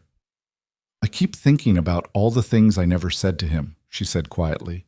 All the conversations we never had because I thought there'd be more time. I never told him how much it meant that he supported me becoming a teacher, even though he wanted me to do something more prestigious. I never told him that some of my best memories are just sitting with him on Sunday mornings, reading the paper together. I never told him. She trailed off and Ethan waited. I never told him that I understood why he kept the promise box, why he saved it all those years. She pulled the blanket tighter. He loved my mom so completely, so absolutely. When she died, I watched him break into pieces. And I realized that's what I was afraid of with you. Not that you'd leave. I mean, I was afraid of that too, but mostly I was afraid of loving you that much, of giving you that kind of power over my life. Harper, let me finish. She finally looked at him, and in the porch light, he could see tears on her cheeks. My dad kept that box because he believed in promises. He believed that sometimes, when you're 8 years old and you don't know anything about how hard life is going to be, you can still see something true, something worth holding on to. What are you saying? I'm saying I'm terrified. I'm saying every instinct I have is screaming at me to protect myself, to not let you back in, to keep these walls up until I'm sure you won't hurt me again. She took a shaky breath. But I'm also saying that I don't want to live my whole life being afraid. I don't want to be 60 years old, sitting alone, wondering what would have happened if I'd been brave enough to try. Ethan's heart was pounding so hard he could barely hear anything else. What do you need from me? Time, patience, and honesty. If you're going to leave again, if this is going to be temporary, I need you to tell me now, before I let myself hope. This was it. This was the moment to tell her about Marcus's call, about the offer he'd just turned down, to prove that he'd chosen her, chosen this, chosen the hard thing over the smart thing. I got a job offer today, he said. Harper's face went very still. What kind of offer? Contract work, 6 months, maybe less. Financial analysis for a big account, $250,000. And you're going to take it? No, I already turned it down. She blinked. You what? I turned it down. About 20 minutes ago, right before you texted me. Ethan, that's insane. That's so much money. I know how much money it is. But it would have meant going back to the life I just escaped. 80-hour weeks, video conferences at midnight, missing Mia's school plays and soccer games, becoming the person I was in Chicago, the person who was good at making money and terrible at everything else. He shifted to face her fully. I didn't come back here to make more money, Harper. I came back to remember how to breathe. And I can't do that if I'm drowning in work. But what about Mia? What about her future? I've got savings. I've got freelance work. We'll be fine. We won't be rich, but we'll be fine. And more importantly, I'll actually be present for my daughter instead of being a ghost in my own house. Harper was staring at him like she'd never seen him before. You really turned it down. I really did. Because of me? Because of a lot of things. Mia, this town, the chance to build a life instead of just a career. But yeah, Harper, you were part of it, a big part. She was quiet for a long time, and Ethan waited, his heart in his throat. Then she reached out and took his hand. I'm still scared, she said softly. I know. And I'm not ready for grand gestures or big promises. I know that too. But maybe we could try. Slowly. Carefully. One day at a time. One day at a time sounds perfect. They sat together on the porch, hands linked, staring up at the stars that had watched them grow up and grow apart, and now maybe start to grow back together. The September night was cool but not cold, and somewhere down the street, a dog barked at nothing in particular. Tell me something true, Harper said suddenly. What? Something you've never told anyone, something real. Ethan thought about it. I used to drive past the exit for Willow Creek every time I went anywhere. Chicago to Denver, Chicago to Minneapolis, didn't matter. I'd see that exit and I'd think about taking it, about coming back. And every single time I'd convince myself I'd do it next trip. There was always a next trip. Why didn't you? Because I was afraid you wouldn't want to see me, that you'd moved on, found someone better, built a life that didn't have room for the guy who broke your heart. He squeezed her hand. Turns out the only person who couldn't forgive me was me. I wanted to hate you, Harper said. I tried so hard to hate you, but I couldn't. Even when I was furious, even when I swore I'd never speak to you again if you came back, I couldn't actually hate you. And that made me even angrier. I'm sorry for all of it, for being too much of a coward to even say goodbye. I know you are. She leaned her head on his shoulder and Ethan felt something in his chest crack open. My dad's going to die soon. Tomorrow, next week, but soon. And I'm going to fall apart, and it's going to be messy and hard and probably not pretty to watch. I'll be there anyway. Promise? I promise. They sat like that until Harper started to shiver, and Ethan walked her inside, made sure she was okay, then went home to his own quiet house. As he got ready for bed, his phone buzzed one more time. A text from Marcus. Kellerman went with someone else. Hope you know what you're doing. Ethan looked at the message for a moment, then deleted it. He knew exactly what he was doing. For the first time in 15 years, he knew exactly what he was doing. The call came at 4:37 in the morning, 5 days later. Ethan woke to his phone vibrating on the nightstand, Harper's name glowing in the darkness. He answered before the second ring, already reaching for his jeans with his free hand. I'm on my way, he said, not waiting for her to speak. Ethan, her voice broke. He's gone. My dad's gone. He froze, one leg in his jeans, the phone pressed to his ear. I'll be there in 2 minutes. You don't have to I'm coming. He finished dressing, scribbled a note for Mia in case she woke up, and was knocking on Harper's door before 5 minutes had passed. She opened it already dressed, her hair pulled back, her face pale and completely dry. No tears, just a hollow kind of shock that made her look younger and older at the same time. They called 20 minutes ago, she said, her voice flat and distant.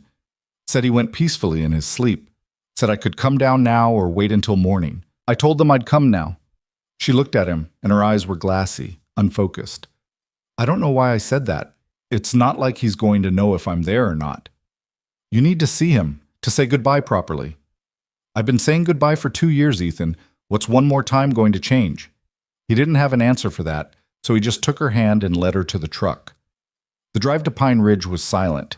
Harper sat perfectly still in the passenger seat, staring straight ahead, her hands folded in her lap. Ethan kept glancing at her, waiting for the breakdown he knew was coming, but she just sat there, locked in whatever private hell grief had built for her. The nursing home was quiet at this hour, just a skeleton staff and the low hum of machines keeping other people's parents alive for one more night. The same nurse who'd called Harper met them at the desk, her face carefully sympathetic. I'm so sorry for your loss, Ms. Dawson. He went very peacefully. One of the aides checked on him at 4 and he was sleeping. When she came back at 4:30, he was gone. Harper nodded mechanically. Can I see him? Of course. Take all the time you need. There's paperwork, but that can wait. They walked down the too bright hallway to Thomas Dawson's room. The door was open, and Ethan could see the still form in the bed, the machines now silent, the tubes and wires removed. It looked like he was sleeping. It looked like any moment he might open his eyes and ask what all the fuss was about. Harper stopped in the doorway. I can't, she whispered. I can't go in there. Yes, you can.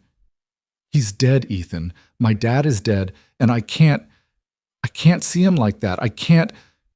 Her breathing was getting faster, shallower. Panic attack, Ethan realized. He'd seen them before back in Chicago when the pressure got to be too much. Harper, look at me. He took her shoulders gently, turning her away from the room. Look at me. Right here. Focus on my voice. I can't breathe. Yes, you can. In through your nose, slow count to 4. 1, 2, 3, 4. Hold it. Now out through your mouth, count to 4 again. That's it. You're doing great. He walked her through it 3 more times until her breathing steadied and the color started coming back to her face. I'm sorry, she said shakily. I don't know what happened. I was fine, and then... You don't have to apologize. This is hard. It's supposed to be hard. I need to go in there. I need to see him. Are you sure? She nodded, took one more deep breath, and walked into the room. Ethan stayed in the doorway, giving her privacy but close enough if she needed him. He watched as she approached the bed slowly, her steps careful, like she was afraid of waking Thomas up. When she reached his side, she stood there for a long moment, just looking at him. Then she reached out and took his hand. Hi, Dad, she whispered. I'm sorry it took me so long to get here. I was scared. Her voice cracked. I'm still scared. I don't know how to do this without you. I don't know how to be in this world without you in it. The tears came then, silent and steady, streaming down her face while she held her father's hand. You were supposed to walk me down the aisle someday. You were supposed to meet my kids, be their grandpa, teach them how to fish like you taught me. You were supposed to have more time. She was sobbing now, her whole body shaking. I wasn't ready. I'm not ready. Ethan moved into the room and put his arms around her from behind, holding her while she cried. She leaned back into him, gripping her father's hand with one of hers and Ethan's arm with the other, anchoring herself between the past and whatever came next. They stayed like that for a long time. Eventually, Harper's sobs quieted to occasional shudders, and she gently placed her father's hand back on the bed. She leaned down and kissed his forehead. "I love you, Dad. I'll make you proud. I promise." Then she turned into Ethan's chest and let him hold her while the sun came up outside the window, painting the room in shades of gold and grief. The next week passed in a blur of arrangements and obligations. Ethan stayed close, handling the things Harper couldn't, calling the funeral home, coordinating with the church for the service, fielding phone calls from distant relatives who hadn't bothered to visit Thomas in years, but suddenly needed to express their condolences. David drove in from Omaha to help, bringing his wife Sarah and their 2 kids. The house filled with casseroles and flowers and people who meant well but didn't know what to say. Harper moved through it all like a ghost, accepting hugs and thanking people and making decisions about burial plots and flower arrangements with the same flat, disconnected voice she'd used at the nursing home. Mia, with the straightforward wisdom of children, appointed herself Harper's shadow. She'd sit beside her on the couch, hold her hand at the funeral home, bring her tissues when she cried. Harper seemed to find comfort in Mia's presence in a way she couldn't with the adults, and Ethan was grateful his daughter had inherited his mother's gift for knowing exactly what people needed. The funeral was on a Thursday. Half the town showed up. Thomas Dawson had been that kind of man, the kind who'd helped his neighbors fix their roofs and coached Little League for 20 years and never had a bad word to say about anyone. The church was packed, people standing in the back when the pews filled up. Ethan sat in the front row beside Harper, Mia on his other side, while the pastor talked about Thomas's life and faith and the legacy he'd left behind. Harper stared at the casket the entire time, her face blank, her hand gripping Ethan's so hard his fingers went numb. When it came time for eulogies, David spoke first, then one of Thomas's old fishing buddies, then Rita from the diner. Each of them painted a picture of a man who'd been kind and generous and loved his daughter more than anything in the world. Then Harper stood up. Ethan hadn't known she was planning to speak. She'd insisted she couldn't, that she'd break down, that she couldn't find the words. But she walked to the front of the church, gripped the sides of the pulpit, and looked out at all the faces looking back at her. "My dad wasn't perfect," she said, her voice quiet but steady. "He was stubborn and set in his ways. He hated change. He thought cell phones were unnecessary and the internet was a fad." A few people laughed softly. "But he was the best father I could have asked for. When my mom died, he could have fallen apart. Instead, he held us both together. He learned to cook, badly, but he tried. He learned to braid my hair for school pictures. He came to every parent-teacher conference, every school play, every softball game." Her voice wavered, but she took a breath and continued. "He taught me that love isn't just a feeling. It's a choice you make every single day. It's showing up. It's staying even when things get hard. It's holding someone's hand in a nursing home when they don't remember your name because you remember theirs." Tears were streaming down her face now, but she kept going. "He taught me that home isn't a place.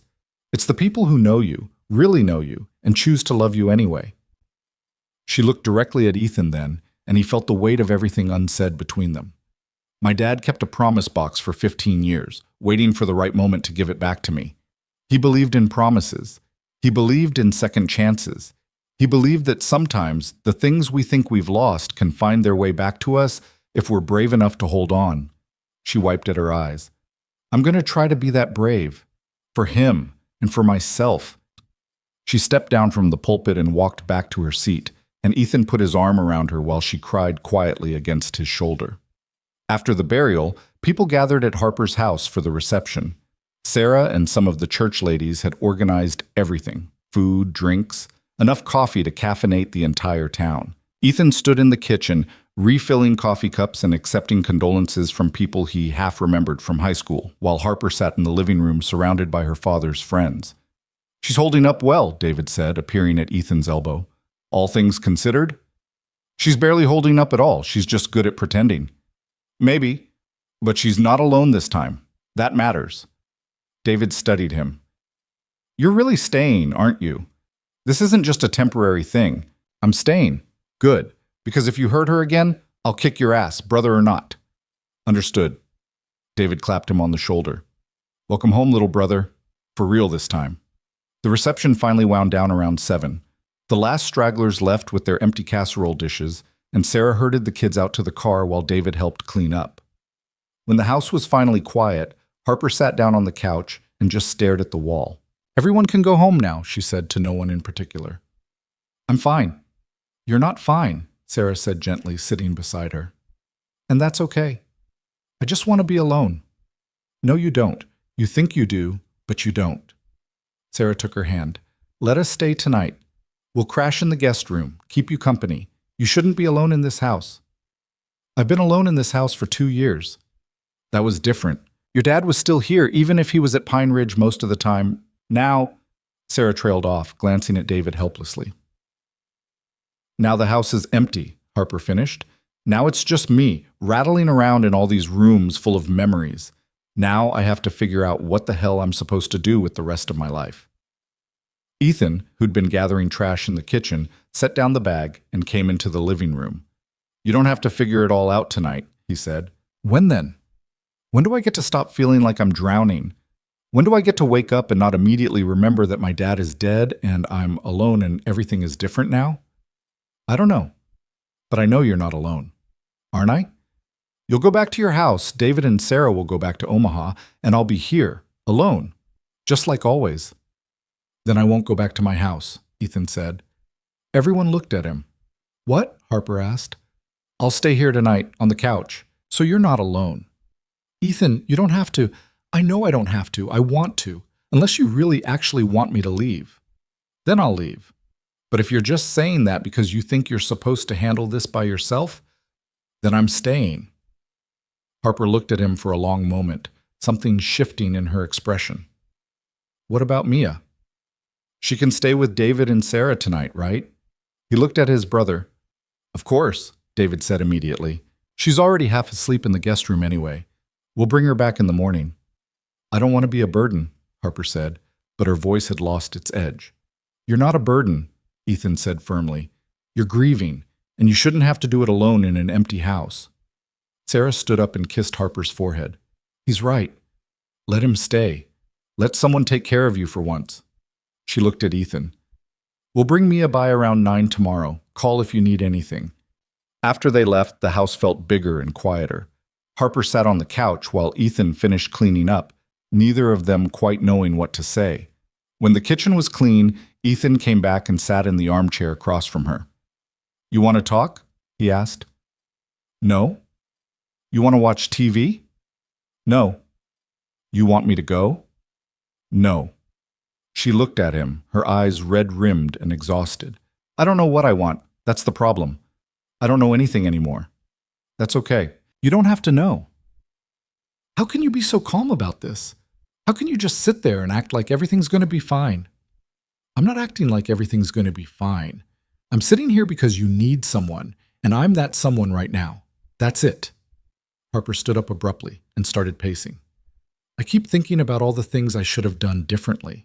I should have moved him into this house instead of keeping him at Pine Ridge. I should have taken more time off work to visit him. I should have been there when he died, not sleeping in my bed while he slipped away alone. Harper, stop. Why? It's true. All of it is true.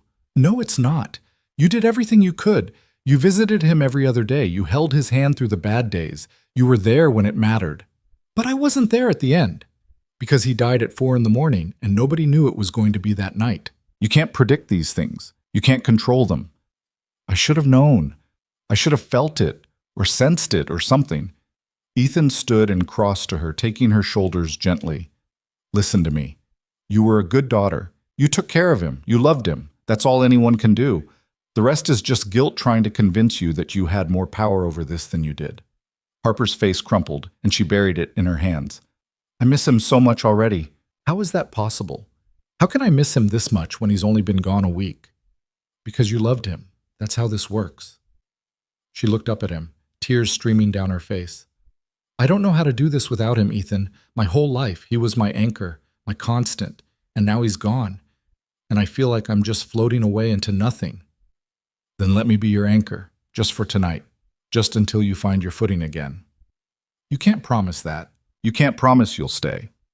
I'm not promising forever.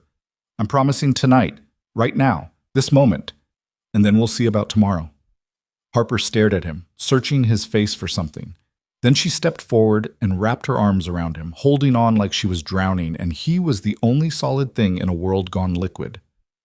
Ethan held her while she cried, his hand rubbing slow circles on her back, and thought about promises. The ones he'd made and broken, the ones he'd kept, the ones he was making right now without words. Eventually, Harper's tears slowed and she pulled back, wiping at her face with her sleeve.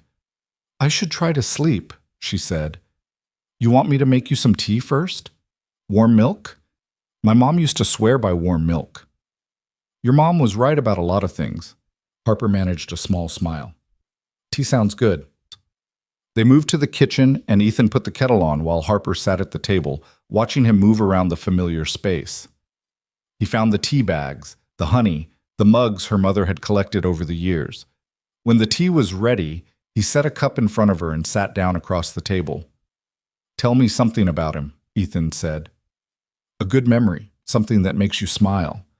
Harper wrapped her hands around the mug, thinking. When I was 12, I wanted to learn to drive. I begged and begged, even though I was years away from getting my license. Finally, Dad took me out to Old Miller Road, you remember, the dirt road by the creek, and let me sit on his lap and steer while he worked the pedals. That sounds terrifying. It was, and amazing. I felt so grown up, so capable. We must have driven up and down that road for an hour, him giving me instructions and me trying so hard not to crash into a ditch. She smiled, a real smile. When we got home, Mom asked what we'd been doing, and Dad looked at me and said, just driving around, talking about life. You know, father-daughter stuff. He kept my secret, never told her about the driving. He was a good man. The best. Harper's smile faded. I keep thinking about what he said that night at the hospital, about the safety deposit box. I should probably go to the bank, deal with whatever's in there. You don't have to do that yet. It can wait. I know. But I think I need to. I think I need to close that loop, you know? Handle the practical things so I can actually grieve instead of worrying about paperwork and legal stuff. You want company when you go? Would you? Of course. They finished their tea in comfortable silence, and then Harper led Ethan to the linen closet and pulled out blankets and a pillow for the couch. I'm sorry this is all you get, she said. The guest room is full of boxes and the couch is perfect. I've slept on worse. Thank you, Ethan, for staying, for all of this. She hesitated, then stepped forward and kissed his cheek. You didn't have to do any of this. I know, but I wanted to. She nodded, then disappeared upstairs, and Ethan made up the couch. It was barely 10 o'clock, but he was exhausted. The emotional weight of the day had drained him more than any physical labor could. He lay down, pulled the blanket over himself, and closed his eyes. He was almost asleep when he heard footsteps on the stairs. Harper appeared in the doorway, wrapped in a robe, her hair loose around her shoulders. I can't sleep, she said quietly. Every time I close my eyes, I see him in that bed. I keep thinking about how cold his hand was when I touched it, how he didn't look like himself anymore. Ethan sat up. What do you need? Would you... She trailed off, looking embarrassed. Would you just sit with me, upstairs? I know that's weird, but I don't want to be alone in that room. It's not weird. Come on. He followed her upstairs to her bedroom, a space he hadn't seen since they were teenagers, sneaking up here to study or listen to music. It was different now, more grown up, but still recognizably Harper. Books everywhere, photos on the walls, a quilt her mother had made spread across the bed. Harper climbed into bed and patted the space beside her. You can sit here, on top of the covers. I need to know someone else is in the room. Ethan kicked off his shoes and sat on top of the covers, his back against the headboard. Harper curled up on her side, facing him, and closed her eyes. Tell me a story, she said. Something boring, something that will put me to sleep. I don't know any boring stories. Make one up. Tell me about Chicago, about your job, about all those meetings you had to sit through. So Ethan told her about the most mundane aspects of his old life, The conference room with the broken air conditioner, the colleague who always brought tuna fish for lunch, the endless PowerPoint presentations about quarterly projections. He made it deliberately dull, his voice low and steady, and after about 20 minutes, Harper's breathing evened out into sleep. He sat there for another hour, watching her sleep, making sure she didn't wake up alone. Then he carefully slid off the bed and went back downstairs to the couch. But he left both bedroom doors open, his and hers, so that if she called out in the night, he'd hear her. The next morning, David and Sarah brought Mia back around 9, as promised. Mia bounded into the house full of energy, chattering about the pancakes Aunt Sarah had made and how Uncle David let her stay up late watching cartoons. "I'm sorry about your dad," Mia said.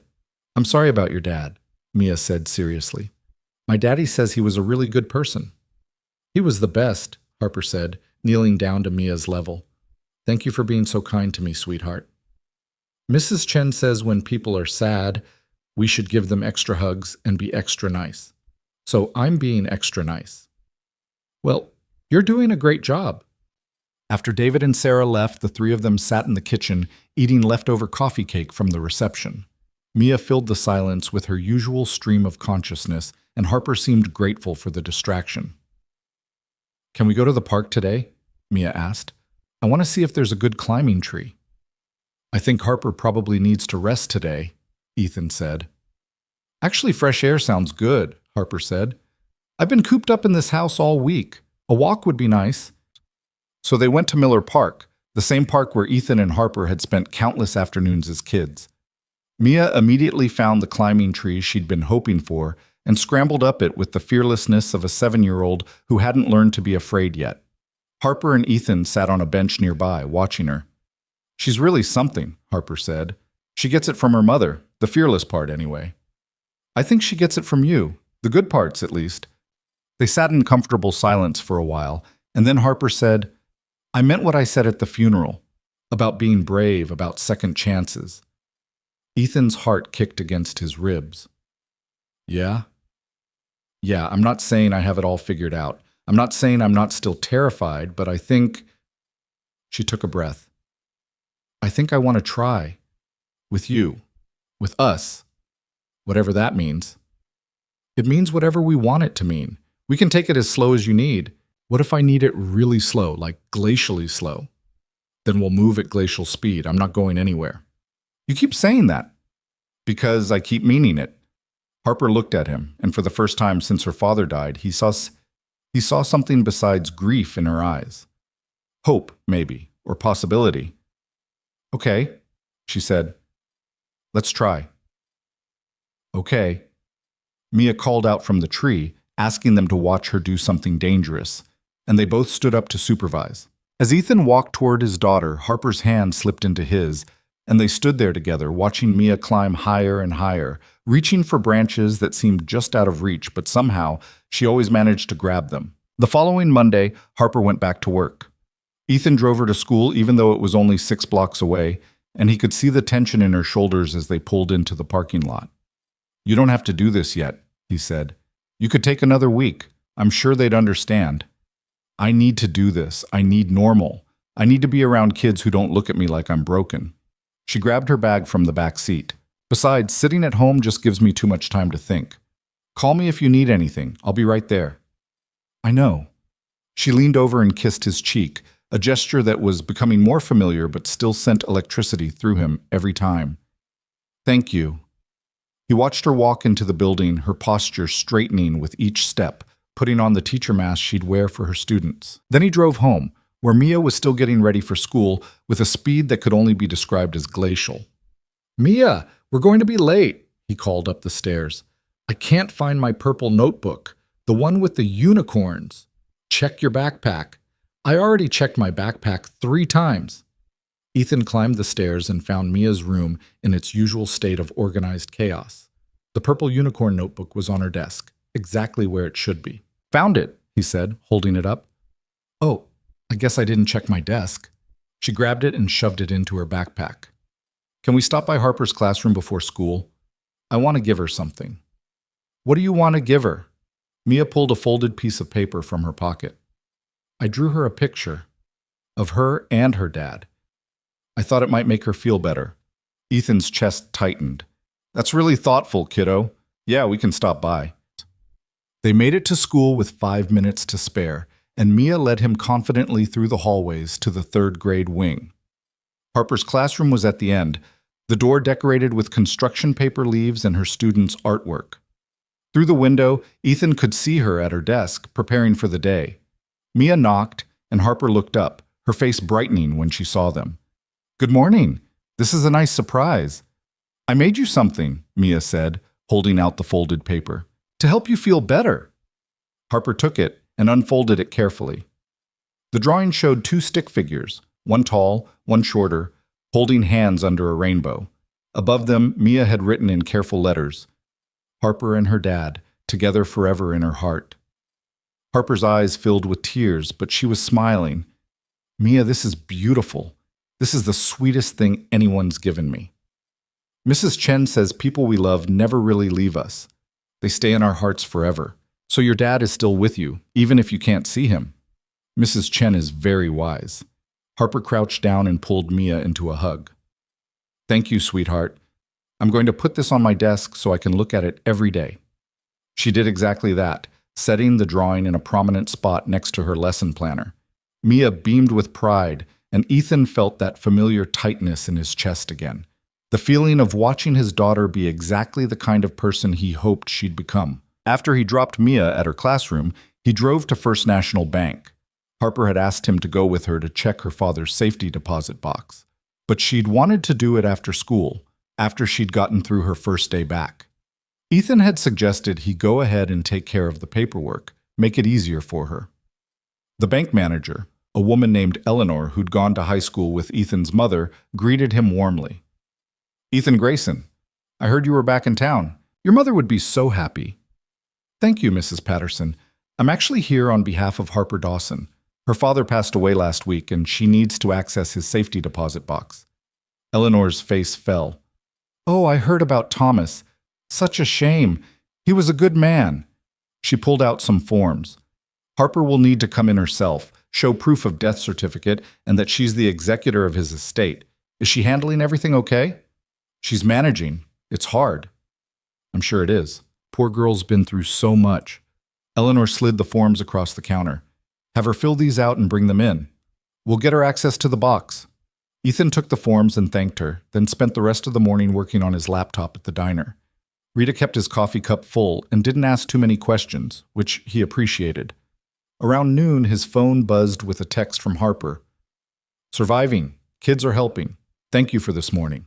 He texted back, "Proud of you. Got the bank forms. We can go whenever you're ready." She replied with a heart emoji, which was new, and Ethan found himself staring at it like a teenager for a full minute before forcing himself back to work. That afternoon, he picked up Mia from school, and they stopped by the grocery store to pick up ingredients for dinner. As they were loading bags into the truck, Harper pulled up beside them. "I was thinking," she said through her open window, "could we go to the bank now, get it over with?"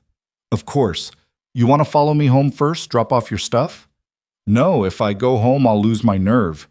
Let's just do this." Mia stayed with Rita at the diner. The older woman was more than happy to ply her with milkshakes and fries, while Harper and Ethan handled business. At the bank, Eleanor met them with sympathetic efficiency, checking Harper's documents and leading them to the vault. "Take your time," she said, opening the small room where they could examine the box's contents privately. "Just let me know when you're done." Harper sat down at the table, and Ethan placed the long metal box in front of her. She stared at it for a moment, her hands trembling slightly. "I don't know why I'm so nervous," she said. "It's just paperwork, right? Documents and maybe some old jewelry." "Probably. But it's okay to be nervous?" She took a breath and opened the box. Inside were the expected things: Thomas's will, his birth certificate, his marriage license, the deed to the house. Harper pulled each document out carefully, setting them in a pile. There were some old photos, too. Thomas and Margaret on their wedding day, baby Harper in the hospital, family vacations to places Ethan vaguely remembered. Then, at the bottom of the box, wrapped in tissue paper, was an envelope. Harper's name was written on it in her father's shaky handwriting. "Oh," Harper said softly. "Oh, I didn't expect this." Her hands were shaking so badly she couldn't open it. Ethan gently took the envelope from her, opened it carefully, and handed her the letter inside. Harper unfolded it, and Ethan could see her father's writing covering the page. She read silently, tears streaming down her face, and Ethan sat beside her, waiting. When she finished, she handed him the letter without a word. Ethan read, "My dearest Harper, if you're reading this, I'm gone. I hope it was peaceful and didn't cause you too much pain. I hope you were there, holding my hand, but if you weren't, please don't feel guilty. You gave me more love and care in my final years than any father deserves. I wrote this letter 2 years ago, when the doctor first told me about the strokes, about what was coming. I wanted to make sure I said these things while I was still myself, while the words were mine and not the confused ramblings of a sick old man. First, I am so proud of you. You became everything your mother and I hoped you'd be, kind, strong, dedicated to making the world better through your work with children. You took care of me when I couldn't take care of myself. And you never once made me feel like a burden. That kind of grace comes from deep in the soul, and you have it in abundance. Second, about the house. It's yours, free and clear. Your mother and I worked hard to make sure you'd always have a home, no matter what. Don't feel obligated to keep it if it doesn't serve you. Sell it, renovate it, fill it with your own family, whatever brings you joy. Third, and most important, Ethan. I saw how you looked at him when he came back. I saw the same light in your eyes that used to be there when you were kids, before he broke your heart. I don't know if he's worthy of a second chance, but I know you well enough to know you wouldn't consider giving him one if you didn't see something worth saving. Your mother would tell you to be careful. She was always protective of you, maybe too much. But I'm telling you this, don't be so careful that you miss out on love. Don't be so guarded that you forget what it feels like to be fully alive with someone. If Ethan has changed, if he's truly come home and not just hiding from something else, then give him a chance. Give yourself a chance. Life is too short to live it alone out of fear. And if he hurts you again, haunt him for me. I'll be waiting. I love you, Harper Marie Dawson. I loved you from the moment you were born, and I'll love you long after I'm gone. You were the greatest gift of my life, and being your father was my proudest accomplishment. Be happy, be brave, be yourself. That's all I ever wanted for you. Love, Dad. Ethan set the letter down, his own eyes burning. Harper was crying openly now, her face in her hands, her shoulders shaking. He knew, she said between sobs. He knew you'd come back. He knew I'd let you in again. How did he know? Because he knew you, Ethan said quietly. He knew your heart. Harper picked up the letter and read it again, her fingers tracing her father's words. He gave me permission. He said it was okay to try. Even after everything, he said it was okay. He wanted you to be happy. I don't know if I know how to be happy anymore. Not without him. Ethan pulled her into his arms, and she cried against his chest while he held her in the small room surrounded by her father's documents and memories. When she finally pulled back, she wiped her eyes and tried to smile. I'm sorry, I'm a mess. You're grieving. That's not the same as being a mess. It feels the same. She folded the letter carefully and put it back in the envelope. Can we go get Mia? I want to see her. I want to see something good and uncomplicated. They gathered the documents, closed the safety deposit box, and thanked Eleanor. At the diner, Mia was holding court with Rita and 2 of the regulars, telling them an elaborate story about a dragon who learned to knit. And then the dragon made a scarf so long it wrapped around the whole castle 3 times, Mia was saying. And everyone was impressed because dragons aren't supposed to be good at knitting, but this dragon practiced every single day. That's quite a story, Rita said, winking at Ethan and Harper as they approached. You've got a good imagination, sweet girl. Mrs. Chen says imagination is important. It's how we solve problems. Mrs. Chen is full of wisdom today, Ethan said, lifting Mia off the stool. Come on, kiddo. Time to head home. Can Harper come for dinner? Mia asked. Please, we're making spaghetti and meatballs. Harper looked at Ethan, a question in her eyes. He nodded. I'd love to, Harper said. They stopped at Harper's house so she could change, and when she came back out, she had the promise box with her. I want to show you something, she said as they walked into Ethan's kitchen. Both of you. While Ethan started dinner, Harper sat at the kitchen table with Mia and opened the box. She pulled out the crayon-written promise and read it aloud. This is what your dad and I promised each other when we were 8 years old, she told Mia. We promised we'd get married and live next door forever. Did you keep the promise? Mia asked. Well, we live next door. That part came true. What about the married part? That's more complicated. Mia picked up the plastic ring and examined it. This is the ring he gave you, right? The one I have now? That's the one. Are you going to get a new promise? A grown-up promise? Harper glanced at Ethan, who was very carefully focusing on browning the meatballs. I don't know, sweetheart. Promises are serious things. You can't make them unless you're sure you can keep them. But you kept the first promise. You're still next door, so maybe you'll keep a new promise too. Maybe, Harper said softly. Maybe we will. Dinner was chaotic in the best way. Mia kept the conversation going with her endless questions and observations, and Harper laughed more than Ethan had seen her laugh in weeks.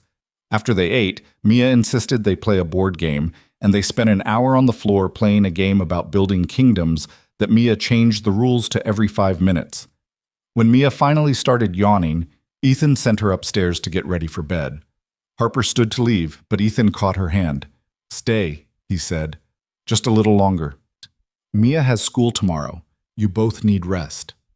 15 more minutes, please. Harper sat back down, and they moved to the couch.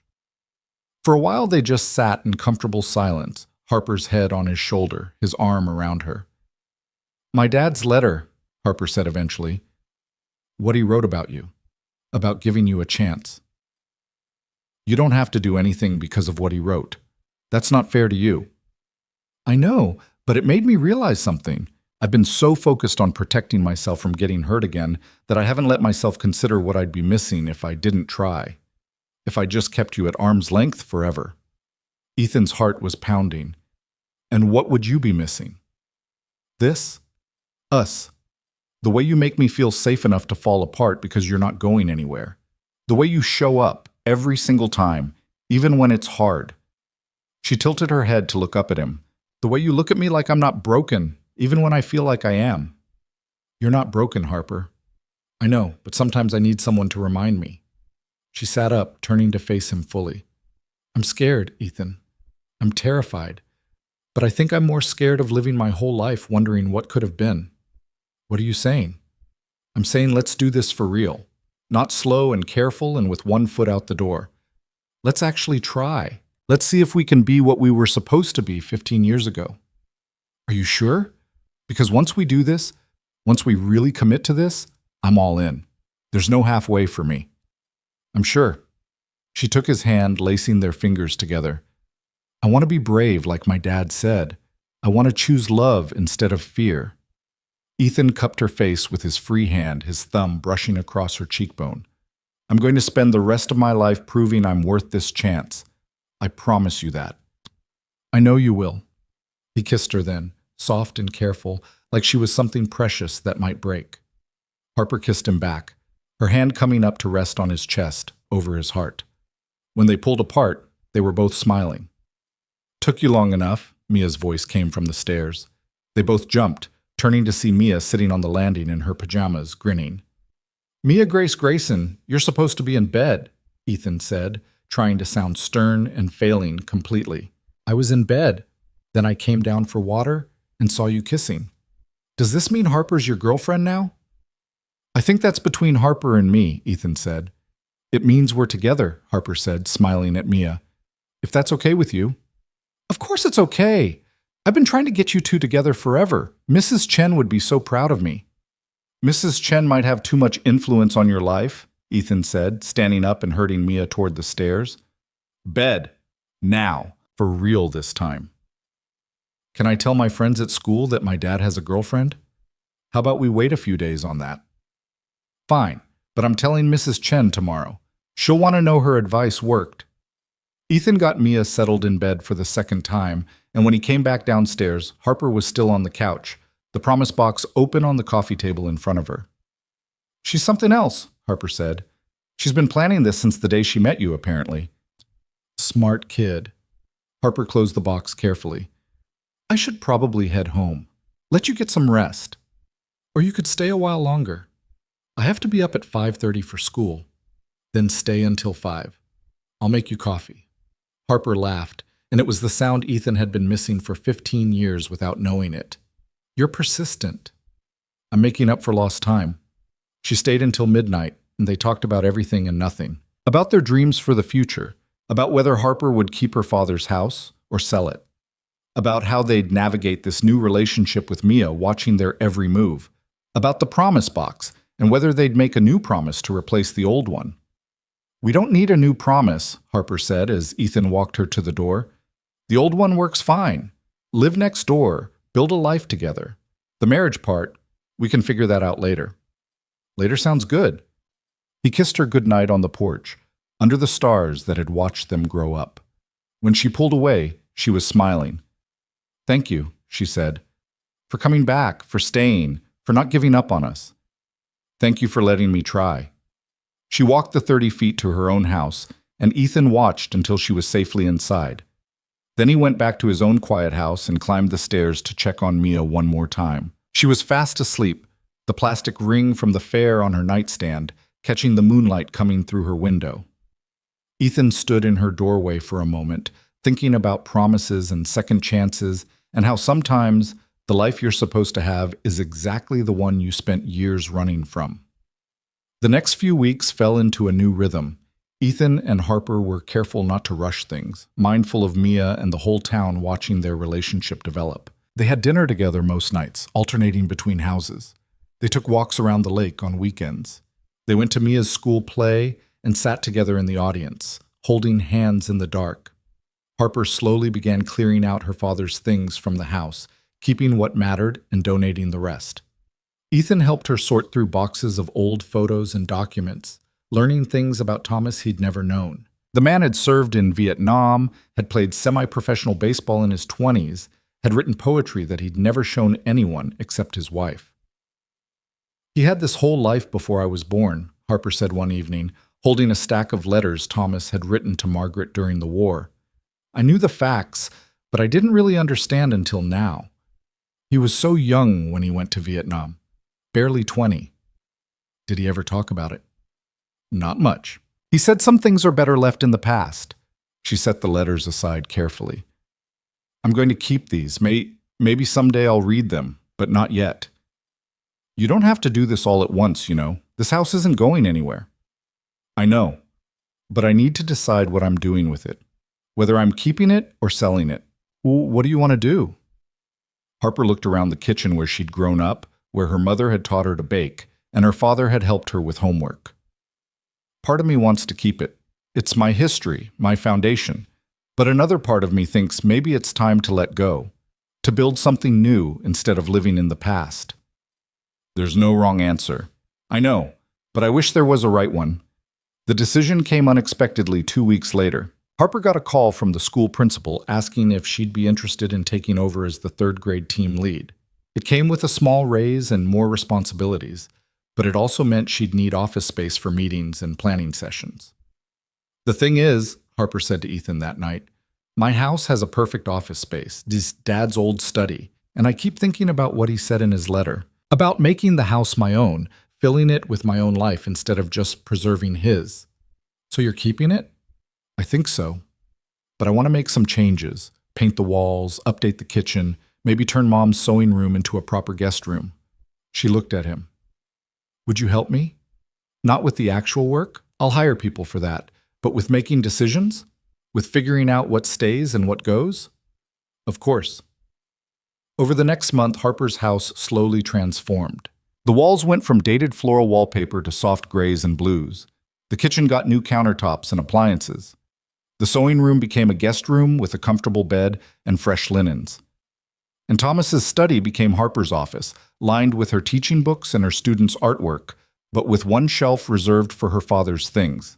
His pipe collection, his baseball trophies, the promise box. Mia helped pick out paint colors and furniture, treating it like the most important job in the world. She had opinions about everything, from curtain fabrics to which photos should go on which walls. This one should go in the living room, she declared, holding up a photo of Thomas and Margaret on their 25th wedding anniversary. Because everyone should see how happy they were. It's important. You're right, Harper said, taking the photo and finding the perfect spot for it. It is important. The house came together beautifully, a blend of old and new, honoring the past while making room for the future. And through it all, Ethan was there, moving furniture, hanging pictures, offering opinions when asked, and staying quiet when Harper needed to make decisions on her own. One Saturday in late October, they finished the last room. Harper stood in her newly renovated living room and looked around, tears in her eyes. "It's perfect," she said. "It's exactly what I wanted. It feels like home, but my home. Does that make sense?" "Perfect sense." She turned to him, and there was something different in her expression. Something settled and sure. "I couldn't have done this without you. Any of it. The funeral, the house, figuring out how to keep living after losing him. You've been my rock through all of this. That's what you do for people you love." The words hung in the air between them. It was the first time either of them had said it out loud, though it had been obvious for weeks. "You love me?" Harper asked softly. "I never stopped loving you, even when I was running, even when I convinced myself I wanted something different. You were always there, in the back of my mind, the measuring stick I used for everyone else, and they all came up short." Harper crossed the space between them and wrapped her arms around his neck. "I love you too. I tried not to. I tried to protect myself, but you made it impossible." "I'm glad." They kissed in her newly renovated living room, surrounded by the life she was building, and Ethan thought about how strange it was that you could spend years running from exactly what you needed, only to find it waiting for you right where you left it. That night, after they'd celebrated with dinner and after Mia had gone to bed, Ethan sat on his porch and looked at the house next door. Harper's lights were on and he could see her moving around inside, probably grading papers or planning lessons. His phone buzzed. A text from her. "I can see you watching my house like a creeper." He texted back, "Just appreciating the view. Want to come over? I have wine and leftover cake." He was already standing up. "Be there in 30 seconds. I'll time you." Ethan walked the 30 feet between their houses, thinking about 8-year-olds making promises they couldn't possibly understand, about plastic rings and crayon writing and the way some things, if you're lucky, circle back around to where they started. Harper was waiting on her porch when he got there, 2 glasses of wine already poured. 28 seconds, she said. I'm impressed. I'm motivated." They sat on her porch swing, the same one they'd sat on as kids, and looked up at the stars. October in Nebraska was beautiful, crisp and clear, the air sharp with the promise of winter. "I have something to tell you," Harper said after a while, "and I don't want you to freak out." Ethan's stomach dropped. That's never a good way to start a sentence. "It's not bad. It's just big." She took a breath. "I've been thinking about the future, about what I want, and I realize that I want to keep teaching, but I also want more. I want a family. I want kids of my own." "Okay," Ethan said carefully. "And I know we haven't been together that long, officially. I know it's fast, but I also know that I'm 32 years old, and I don't want to waste time pretending I don't know what I want." She turned to face him. "I want that with you, Ethan. A family.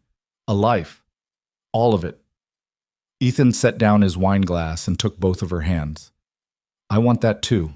"Really? Really?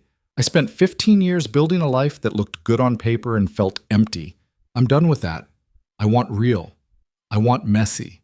I want mornings where we're fighting over bathroom time and evenings where we're too tired to talk and weekends where we have to coordinate 3 different schedules. I want all of it, and I want it with you." Harper's eyes filled with tears. "I was so scared you'd think it was too fast." "It is fast, but that doesn't make it wrong." They sat in silence for a moment, and then Harper laughed. "What?" Ethan asked. "I'm sitting on my porch making life plans with the boy who gave me a plastic ring at the county fair. 15 years later, and we're right back where we started." "Not where we started," Ethan corrected. "Where we're supposed to be. There's a difference." "You're right." She leaned her head on his shoulder. "We're exactly where we're supposed to be." November arrived with the first real cold snap of the season, the kind that made people in Willow Creek start talking about whether it would be an early winter. Ethan woke up one Saturday morning to find frost on the windows and Mia already dressed and bouncing with excitement. "It's almost Thanksgiving," she announced, launching herself onto his bed. Can we have Harper over for Thanksgiving, please? We can make a turkey and stuffing and pie and everything. I don't know how to cook a turkey, kiddo. Then we'll learn together. Mrs. Chen says learning new things is how we grow as people. Ethan pulled her into a hug, tickling her until she squealed.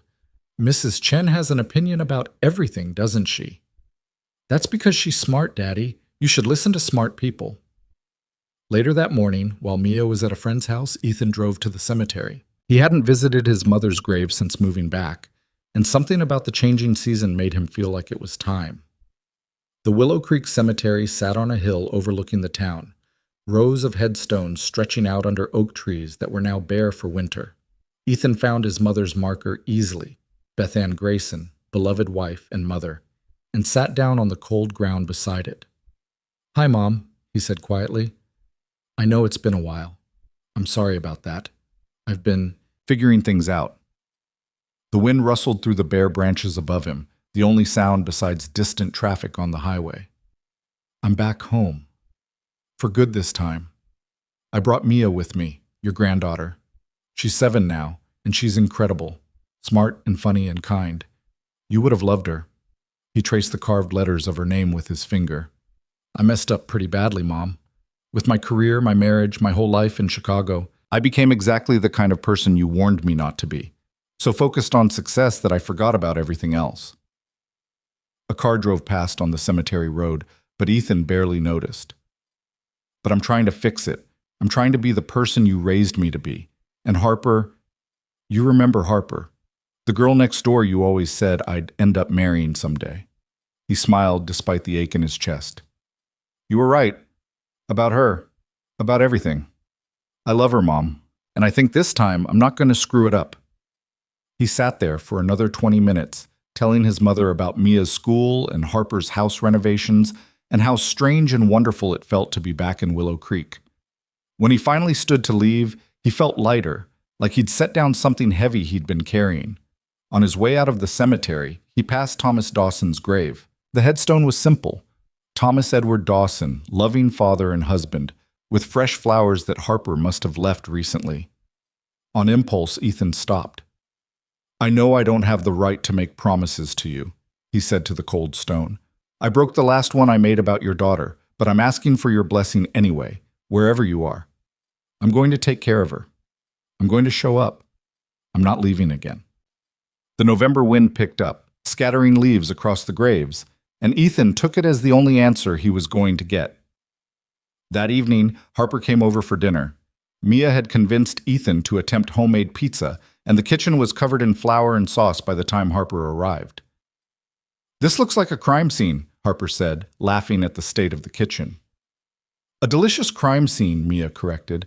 We made 3 pizzas, one with pepperoni, one with vegetables for you, because Daddy says you like vegetables, and one that's half pepperoni and half cheese because I couldn't decide. That's very thoughtful. Harper kissed Mia's flour-dusted forehead, then turned to Ethan. Need help cleaning up this disaster? Desperately. They worked together while the pizzas baked, Mia chattering about Thanksgiving plans and whether they could get a dog. After dinner, Mia fell asleep on the couch mid-movie, and Ethan carried her up to bed. When he came back downstairs, Harper was washing the last of the dishes. He wrapped his arms around her from behind, resting his chin on her shoulder. I went to see my mom's grave today, he said, and your dad's.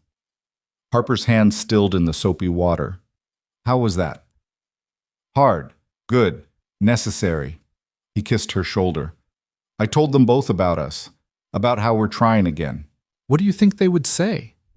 My mom would tell me not to screw it up. Your dad would probably threaten to haunt me if I hurt you again. Harper laughed, turning in his arms. That sounds about right. She dried her hands on a towel, her expression growing serious. Ethan, I need to talk to you about something. His stomach dropped. That's never a good way to start a sentence. It's not bad. At least, I don't think it is. She took his hand and led him to the couch. I've been offered a position. Teaching position, but different. The district is starting a new program for gifted students, and they want me to help develop the curriculum and teach some of the classes. That's amazing, Harper. That's exactly the kind of opportunity you deserve. It would mean longer hours, more responsibility, And it would start in January, so I'd need to decide soon. What's the problem? The problem is that I spent my whole life putting my career and other people first. And now, for the first time, I'm thinking about what I want for my personal life, about building a family, having kids of my own. And I don't know if I can do both, if I can be excellent at this job and also be the kind of mother I want to be. Ethan pulled her closer. You don't have to choose right now. You don't have to have it all figured out. But I do. That's the thing. If I take this position, I'm committing to at least 2 years of intensive work. 2 years where I might not have time or energy for anything else. And if we're really doing this, if we're really building a life together, I need to know what you think. What I think is that you're one of the smartest, most capable people I know. If you want this position, you should take it. And if you want to wait, that's okay too. But don't not take it because you think you have to choose between career and family. We'll figure it out together. You say that now. I say that now, and I'll say it in 2 years, and I'll say it in 20 years. Harper, I didn't come back here to add more pressure to your life. I came back to support you, to be your partner. If that means I'm the primary parent for a while so you can build this program, then that's what we'll do. Harper's eyes filled with tears. You really mean that? Every word. She kissed him then, deep and grateful, and when she pulled back, she was smiling. I want to take the position. Then take it. But I also want us to start planning our future, really planning it, not just talking about it abstractly, but actually deciding when we want to get married, when we might want to have kids, how we're going to blend our lives together. Ethan's heart kicked against his ribs. Are you proposing to me, Harper Dawson? Maybe I am. Is that okay? It's more than okay, but if we're doing this, I want to do it right. He stood up and held out his hand. Come with me. Where are we going? You'll see. He led her out the back door, across the yard to the old oak tree that stood between their properties. The tree they'd climbed as kids, the tree where they'd buried the promise box all those years ago. When I was packing up my stuff in Chicago, Ethan said, I found something in the back of my closet, something I'd been carrying around for 15 years without even realizing it. He pulled a small box from his jacket pocket. Not the plastic ring from the fair that was still on Mia's nightstand. This was different. A simple gold band with a small diamond, nothing flashy or expensive, but beautiful in its simplicity. Harper's hand flew to her mouth. Ethan, I bought this the summer after high school graduation, before I left for college. I had this whole plan. I was going to propose on your birthday, tell you I loved you, ask you to wait for me while I went to school. He opened the box, showing her the ring. But I chickened out. I convinced myself you deserve better than a long-distance relationship with someone who didn't know what he wanted.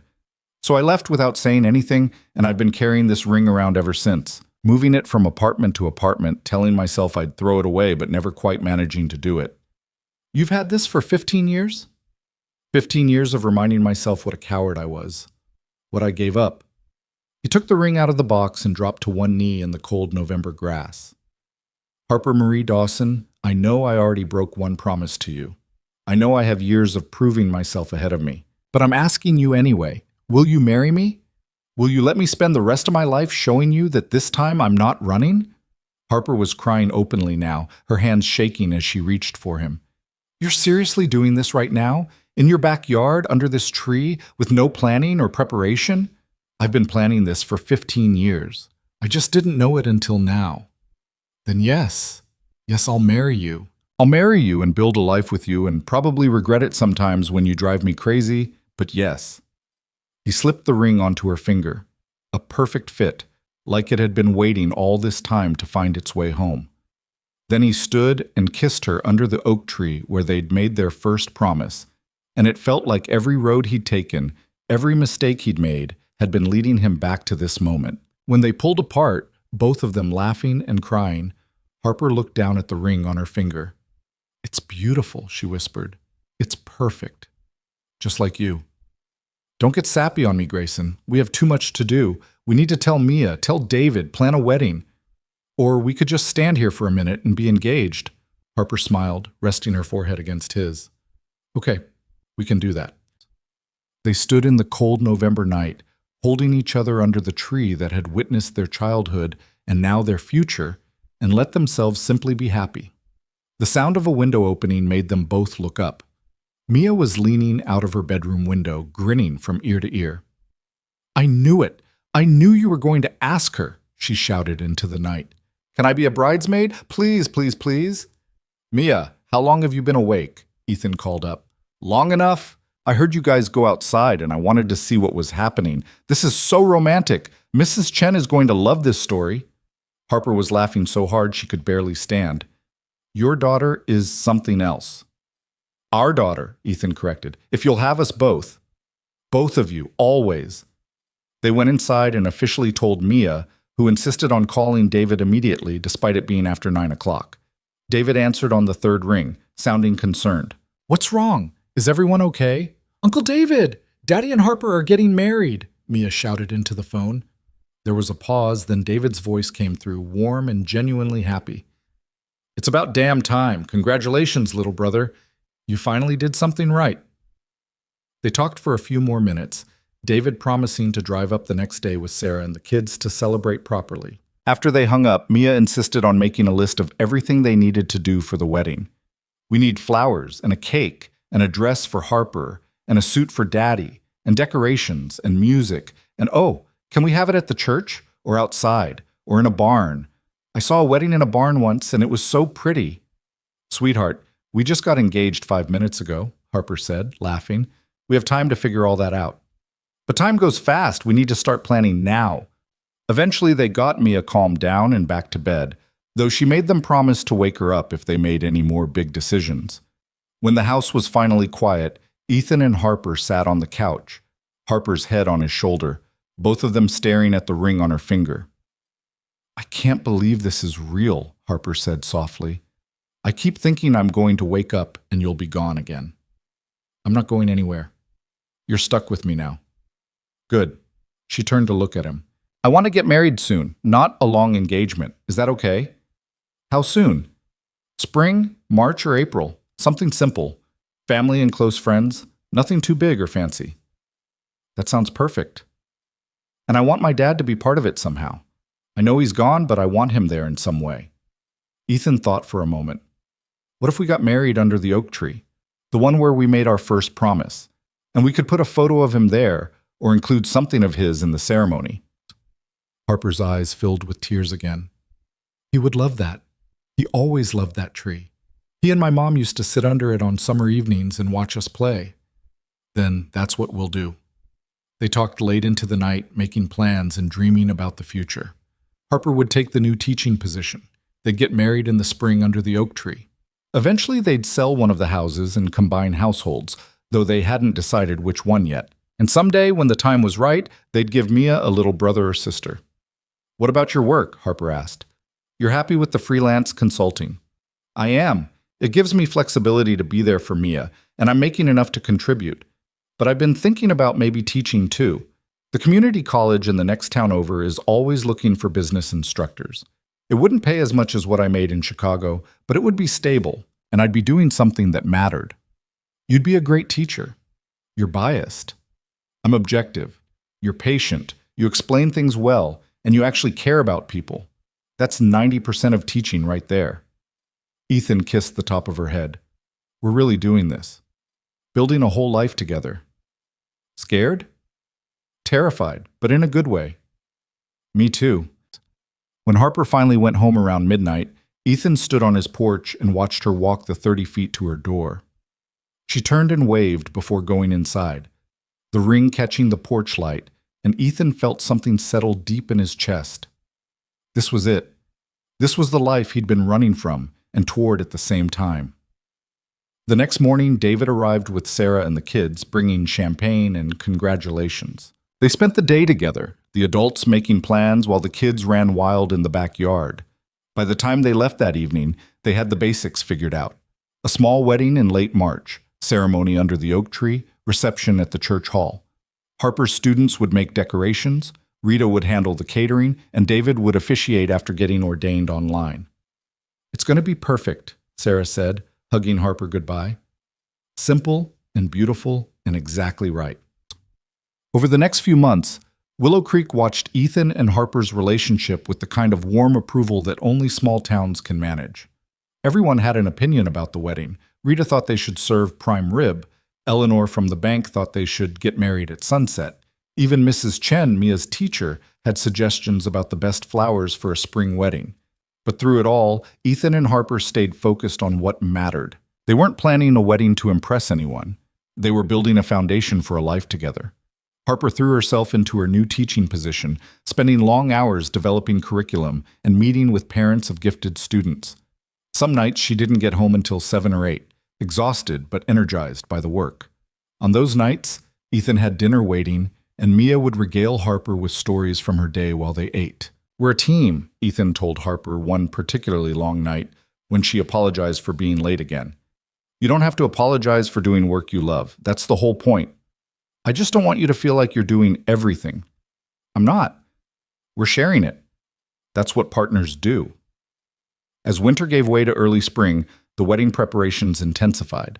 Harper's students made paper flowers and decorations with an enthusiasm that only 8-year-olds could muster. Rita tested cake recipes until she found the perfect one, lemon with raspberry filling, Harper's favorite. And Ethan's brother helped him build an arch for the ceremony, simple and sturdy, that they'd place under the oak tree. 2 weeks before the wedding, Harper moved the last of her things into Ethan's house. They decided to keep her father's house as a rental property, something that would provide income and honor Thomas's memory by helping other families have a home in Willow Creek. "This feels right," Harper said, standing in Ethan's, their living room, surrounded by boxes. "Like everything is finally falling into place." "Our living room," Ethan corrected, wrapping his arms around her from behind. "Our house. Our life." "Our life," she repeated, leaning back into him. "I like the sound of that." The night before the wedding, Harper stayed at David and Sarah's house. Tradition, Sarah insisted, even though Harper and Ethan had been practically living together for months. Ethan and Mia had the house to themselves, and after Mia was asleep, Ethan found himself in his backyard, standing under the oak tree where tomorrow he'd marry Harper Dawson. "I hope I'm doing the right thing," he said to the night sky, to his mother, to Thomas, to whatever was listening. "I hope I can be what she needs, what they both need." The wind rustled through the new spring leaves, and somewhere in the distance a dog barked. Willow Creek sounds, familiar and comforting, sounds that meant home. The wedding day dawned clear and warm, one of those perfect March days that felt like a gift. Ethan woke early, got Mia ready in her bridesmaid dress, pale blue, picked out with Harper weeks ago, and tried not to be nervous. "You're fidgeting, Daddy," Mia observed as he attempted to tie his tie for the 3rd time. "You're supposed to be happy, not nervous." "I am happy, but I'm also nervous. Big moments are allowed to be both." Mrs. Chen says, "I know what Mrs. Chen says." She's probably right. By 2 o'clock, guests had started arriving. It was a small group, maybe 40 people total. David and Sarah, Rita and her family, some of Harper's teacher friends, neighbors who'd known both families for years, and Harper's students who sat in the front row and vibrated with excitement. Ethan stood under the oak tree with David beside him, watching people find their seats on the folding chairs they'd set up in the backyard. The arch they'd built was decorated with the paper flowers Harper's students had made, and on a small table beside it sat a framed photo of Thomas Dawson, smiling in his Sunday best. Then the music started, a simple guitar piece one of Harper's teacher friends was playing, and Harper appeared around the side of the house. She was beautiful. Her dress was simple, ivory and flowing, nothing fancy or overdone. Her hair was down, the way Ethan loved it, with small flowers woven through. She carried a bouquet of wildflowers and baby's breath, and when her eyes found his across the yard, she smiled so brightly it took his breath away. She walked toward him alone. No one to give her away, because as she'd said when planning the ceremony, "I'm giving myself. That's the whole point." But Ethan noticed she paused beside her father's photo, touched it gently, then continued toward the oak tree. When she reached him, Ethan took her hands, and David began the ceremony. "We're gathered here today to witness the marriage of Ethan Grayson and Harper Dawson," David said, his voice carrying across the quiet yard. "Two people who've known each other their whole lives, who lost their way for a while, and who found their way back home. To each other. To this place. To the life they're building together." He talked about promises and second chances, about the courage it takes to try again after being hurt, about the foundation of friendship that true love is built on. Then he invited Ethan and Harper to share their vows. Harper went first, her voice steady despite the tears in her eyes. Ethan, when we were 8 years old, we made a promise under this tree. We promised to get married and live next door forever. We were so young, so sure it would be that simple. She smiled. It wasn't simple. It took us 15 years, a lot of pain, and more courage than I knew I had. But we made it. We're here. And I'm so grateful for that. She took a breath, squeezing his hands. I promise to love you on the easy days and the hard ones. I promise to support your dreams even when they scare me. I promise to be honest even when the truth is difficult. I promise to show up every single day and choose us. Choose this life we're building. Choose you. I promise to remember that we're a team, that we're partners, and that together we can handle whatever comes. She glanced at Mia, who was beaming from her spot beside them. I promise to love your daughter like she's mine, because she is. And I promise to honor my father's memory by being brave enough to live fully, to love completely, and to never waste a moment being afraid of happiness. Ethan had to take a moment before he could speak, his throat tight with emotion. Harper, I've spent most of my adult life running from things. Running from this town, from expectations, from feelings I didn't know how to handle. I ran from you, and it was the biggest mistake of my life. He brushed a tear from her cheek with his thumb. But I'm done running. I'm here. I'm staying. And I'm going to spend every day of the rest of my life proving that to you. He took a shaky breath. I promise to be your partner in everything, in the exciting parts and the mundane ones, in building a family and building a home. I promise to support your dreams, your career, your growth as a person. I promise to share the load, the housework, the parenting, the hard decisions, and the easy ones. I promise to communicate honestly, to work through problems instead of running from them, and to never take you for granted. He looked at Mia, then back at Harper. I promise to help you honor your father's memory by living the kind of life he would be proud of. I promise to be present, to be steady, to be the man you deserve. And I promise that this oak tree, this yard, this town, they'll always be home because you're here. And wherever you are, that's where I want to be. David pronounced them married, and Ethan kissed his wife while their friends and family cheered. Mia rushed forward and threw her arms around both of them, and they stood there under the oak tree. The three of them, now officially a family, while Rita snapped photos and half of Harper's third-grade class whooped with excitement. The reception at the church hall was exactly what they'd wanted. Simple, warm, full of laughter. Rita's food was perfect. The cake was delicious. And when it came time for the first dance, Ethan pulled Harper close and thought about how strange life was, how circuitous the path to happiness could be. What are you thinking about? Harper asked, her head on his shoulder as they swayed to the music. About 8-year-olds who made promises they couldn't possibly keep. About plastic rings and crayon writing. About how sometimes the things you spend your whole life running from are exactly what you needed all along. That's very poetic, Mr. Grayson. I have my moments, Mrs. Grayson. Harper pulled back to look at him, her eyes bright. Say it again. Mrs. Grayson? I like the sound of that. Me too. They danced until Mia cut in, insisting on dancing with both of them. Then David danced with Harper and Sarah danced with Ethan, and eventually everyone was dancing, the church hall full of music and joy and the kind of celebration that only happens when everyone present genuinely loves the people getting married. As the evening wound down and guests started leaving, Ethan found a quiet moment to stand outside, looking up at the stars. Harper joined him, slipping her hand into his. Thank you, she said quietly. For what? For coming back. For staying. For being brave enough to try again when you had every reason not to.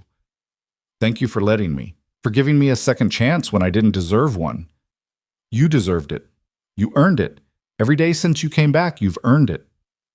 They stood in comfortable silence, and then Harper said, I have something for you. Wedding present. We said no gifts. This isn't really a gift. It's more of a declaration. She pulled a folded piece of paper from her clutch. Open it. Ethan unfolded it and found a crayon drawing clearly done by adult hands trying to mimic the style of children. It showed 2 stick figures and a smaller one standing under a tree.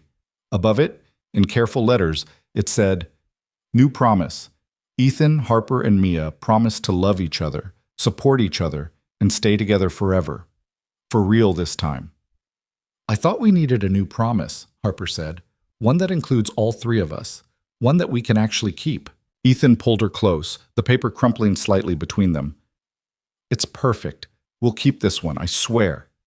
I know you will. That's the whole point. Later that night, after the reception ended and they'd driven home, Mia asleep in the back seat, exhausted from dancing, they carried her up to bed together.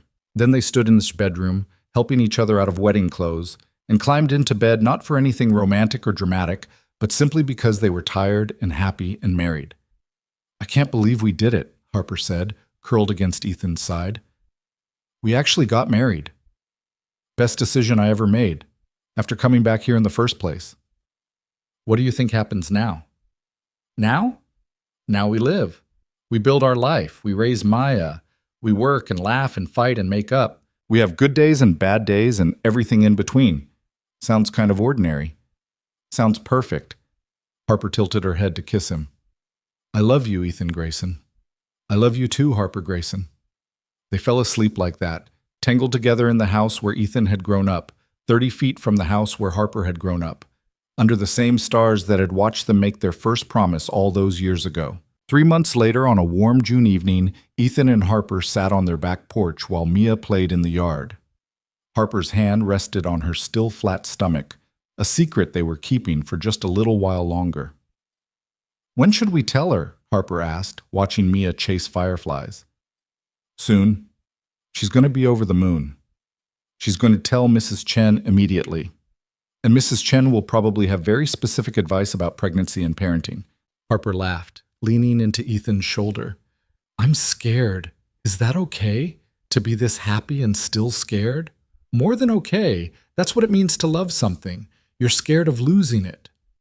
I'm not going to lose this. Lose you. Lose any of it. No, Ethan agreed. You're not.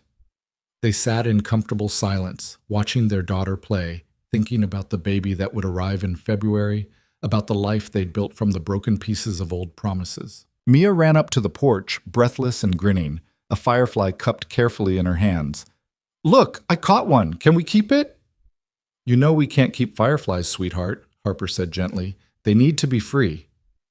I know, but I wanted to show you first. Mia opened her hands, and the firefly crawled to the edge of her palm, its light blinking on and off.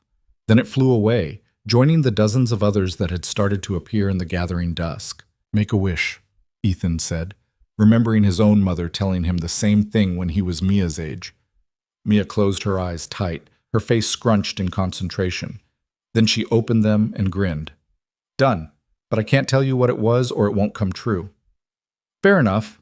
She ran back into the yard, chasing more fireflies, her laughter carrying on the warm summer air. Ethan and Harper watched her, hands linked, the promise box tucked safely away in Harper's office alongside her father's things and the letter he'd left her. Do you think we'll ever tell her, Harper asked, about the original promise box? Someday, when she's older. When she understands that the best promises are the ones you break and remake and keep trying to honor, even when it's hard. That's very wise, Mr. Grayson. I have my moments.